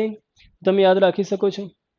આર્ટિકલ 371 મુજબ એક તો તમે યાદ રાખો, ગુજરાત છે આપણું. ગુજરાત થઈ ગયું, મહારાષ્ટ્ર થઈ ગયું. ચાલો પછી સિક્કિમ છે, ગોવા છે, આંધ્રપ્રદેશ છે, પછી આપણું અરુણાચલ પ્રદેશ છે. ઓકે, પછી નાગાલેન્ડ છે, આસામ છે, મણિપુર છે, પછી આસામ. કેટલા થઈ ગયા આપણા? 1 2 3 4 5 6 7 8 9. આસામ છે, મણિપુર છે અને પછી કર્ણાટક. યસ. તો આવા જે છે કુલ 10 રાજ્યો અહીંયા, કુલ 10 રાજ્યો એવા હતા કે જેમના અંગે આ રાજ્યો છે એમના અંગે ખાસ જોગવાઈ હતી અથવા છે અત્યારે બી, કે જે પાછળથી બન્યા છે.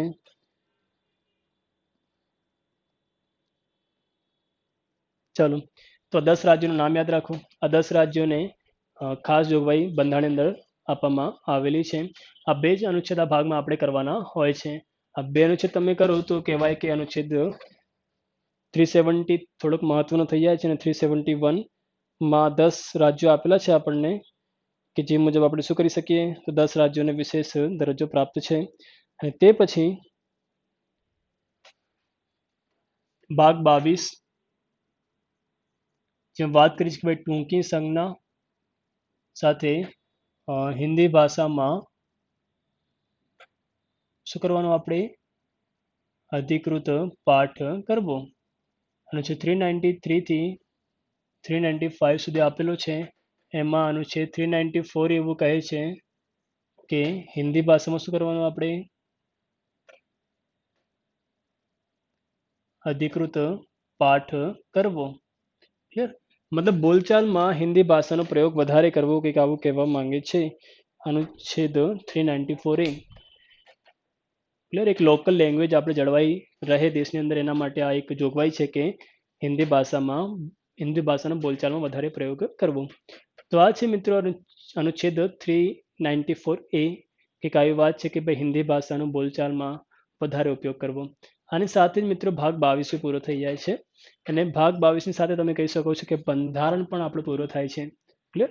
બંધારણ જે તમામ ભાગ હતા, ભાગ 22 સુધી આપણે જોઈ ગયા વન બાય વન, અને જે લાગતા પ્રશ્નો છે આપણે એક્ઝામમાં પૂછાઈ ગયેલા છે તો પૂછાયા છે, એ બધાનો સમાવેશ આની અંદર થઈ જશે. કઈ બી ડાઉટ હોય મિત્રો, જે પણ મિત્રો ઓનલાઈન છે અત્યારે કઈ બી ડાઉટ હોય બંધારણમાં, અત્યારે પૂછી લો. અને સબ્જેક્ટ આપણો અહીંયા પૂરો થાય છે બંધારણ વિષય. કઈ બી ડાઉટ હોય તો તમે પૂછી શકો છો. જો ડાઉટ ના હોય તો નો ડાઉટ કોમેન્ટ કરો. તો પછી આપણે લેક્ચર બી પૂર્ણ કરીએ, કારણ કે અહીંયા સબ્જેક્ટ આપણો પૂરો થઈ ગયો છે. 22 ભાગ પૂરા થઈ ગયા છે.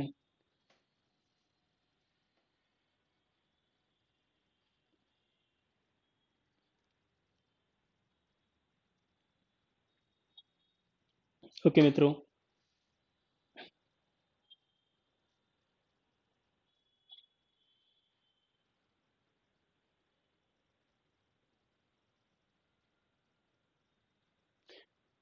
ઠીક છે. તો આપણે વાત કરીએ બંધારણના તમામ જે ભાગ વગેરે જોઈ ગયા. એની પહેલા ઘણા બધા માહિતી બંધારણથી જોડાયેલી હતી, એને આપણે જોઈ ગયા છીએ. ક્લિયર? અને બંધારણ વિશે મિત્રો આપણું અહીંયા પૂરું થાય છે. નહીં, એટર્ની જનરલ કેવું છે કે સંસદના ભાગ નથી. આપણે અનુચ્છેદ 88 કરી ગયા છે. 88માં વાત કરી હતી કે એટર્ની જનરલ એવા વ્યક્તિ છે, એવું પદ છે કે જે સંસદનું અંગ હોતા નથી, સંસદના સભ્ય હોતા નથી, છતાં પણ સંસદની બેઠકમાં ભાગ લઈ શકે, ભાષણ આપી શકે, માત્ર મતદાન ન કરી શકે. તેમાં ક્લિયર રાખજો, એટર્ની જનરલ અલગ જ પદ છે, એ સંસદના સભ્ય હોતા નથી, છતાં પણ એમને વિશેષાધિકાર છે કે બેઠકમાં ભાગ લઈ શકે છે અને ભાષણ આપી શકે છે, બેઠકની અંદર મતદાન કરી શકતા નથી. તે સિવાય કોઈ ડાઉટ હોય?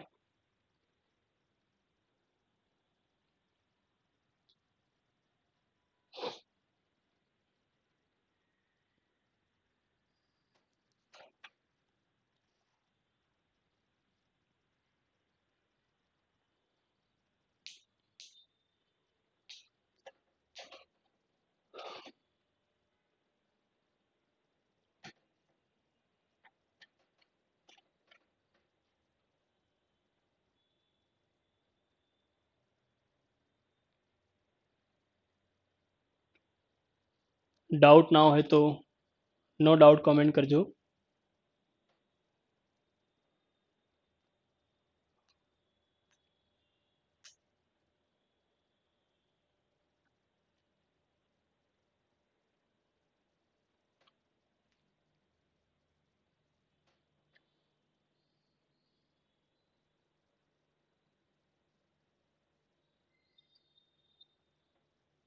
Okay, very good. ચલો, કોઈ ડાઉટ નથી. તો આની સાથે મિત્રો બંધારણ આપણો વિષય પૂરો થાય છે. ક્લિયર? ક્યારે બી કંઈ ડાઉટ હોય તો સંસ્થાનું જે આપણું મોબાઈલ નંબર છે એના ઉપર તમે મેસેજ કરી શકો છો. જે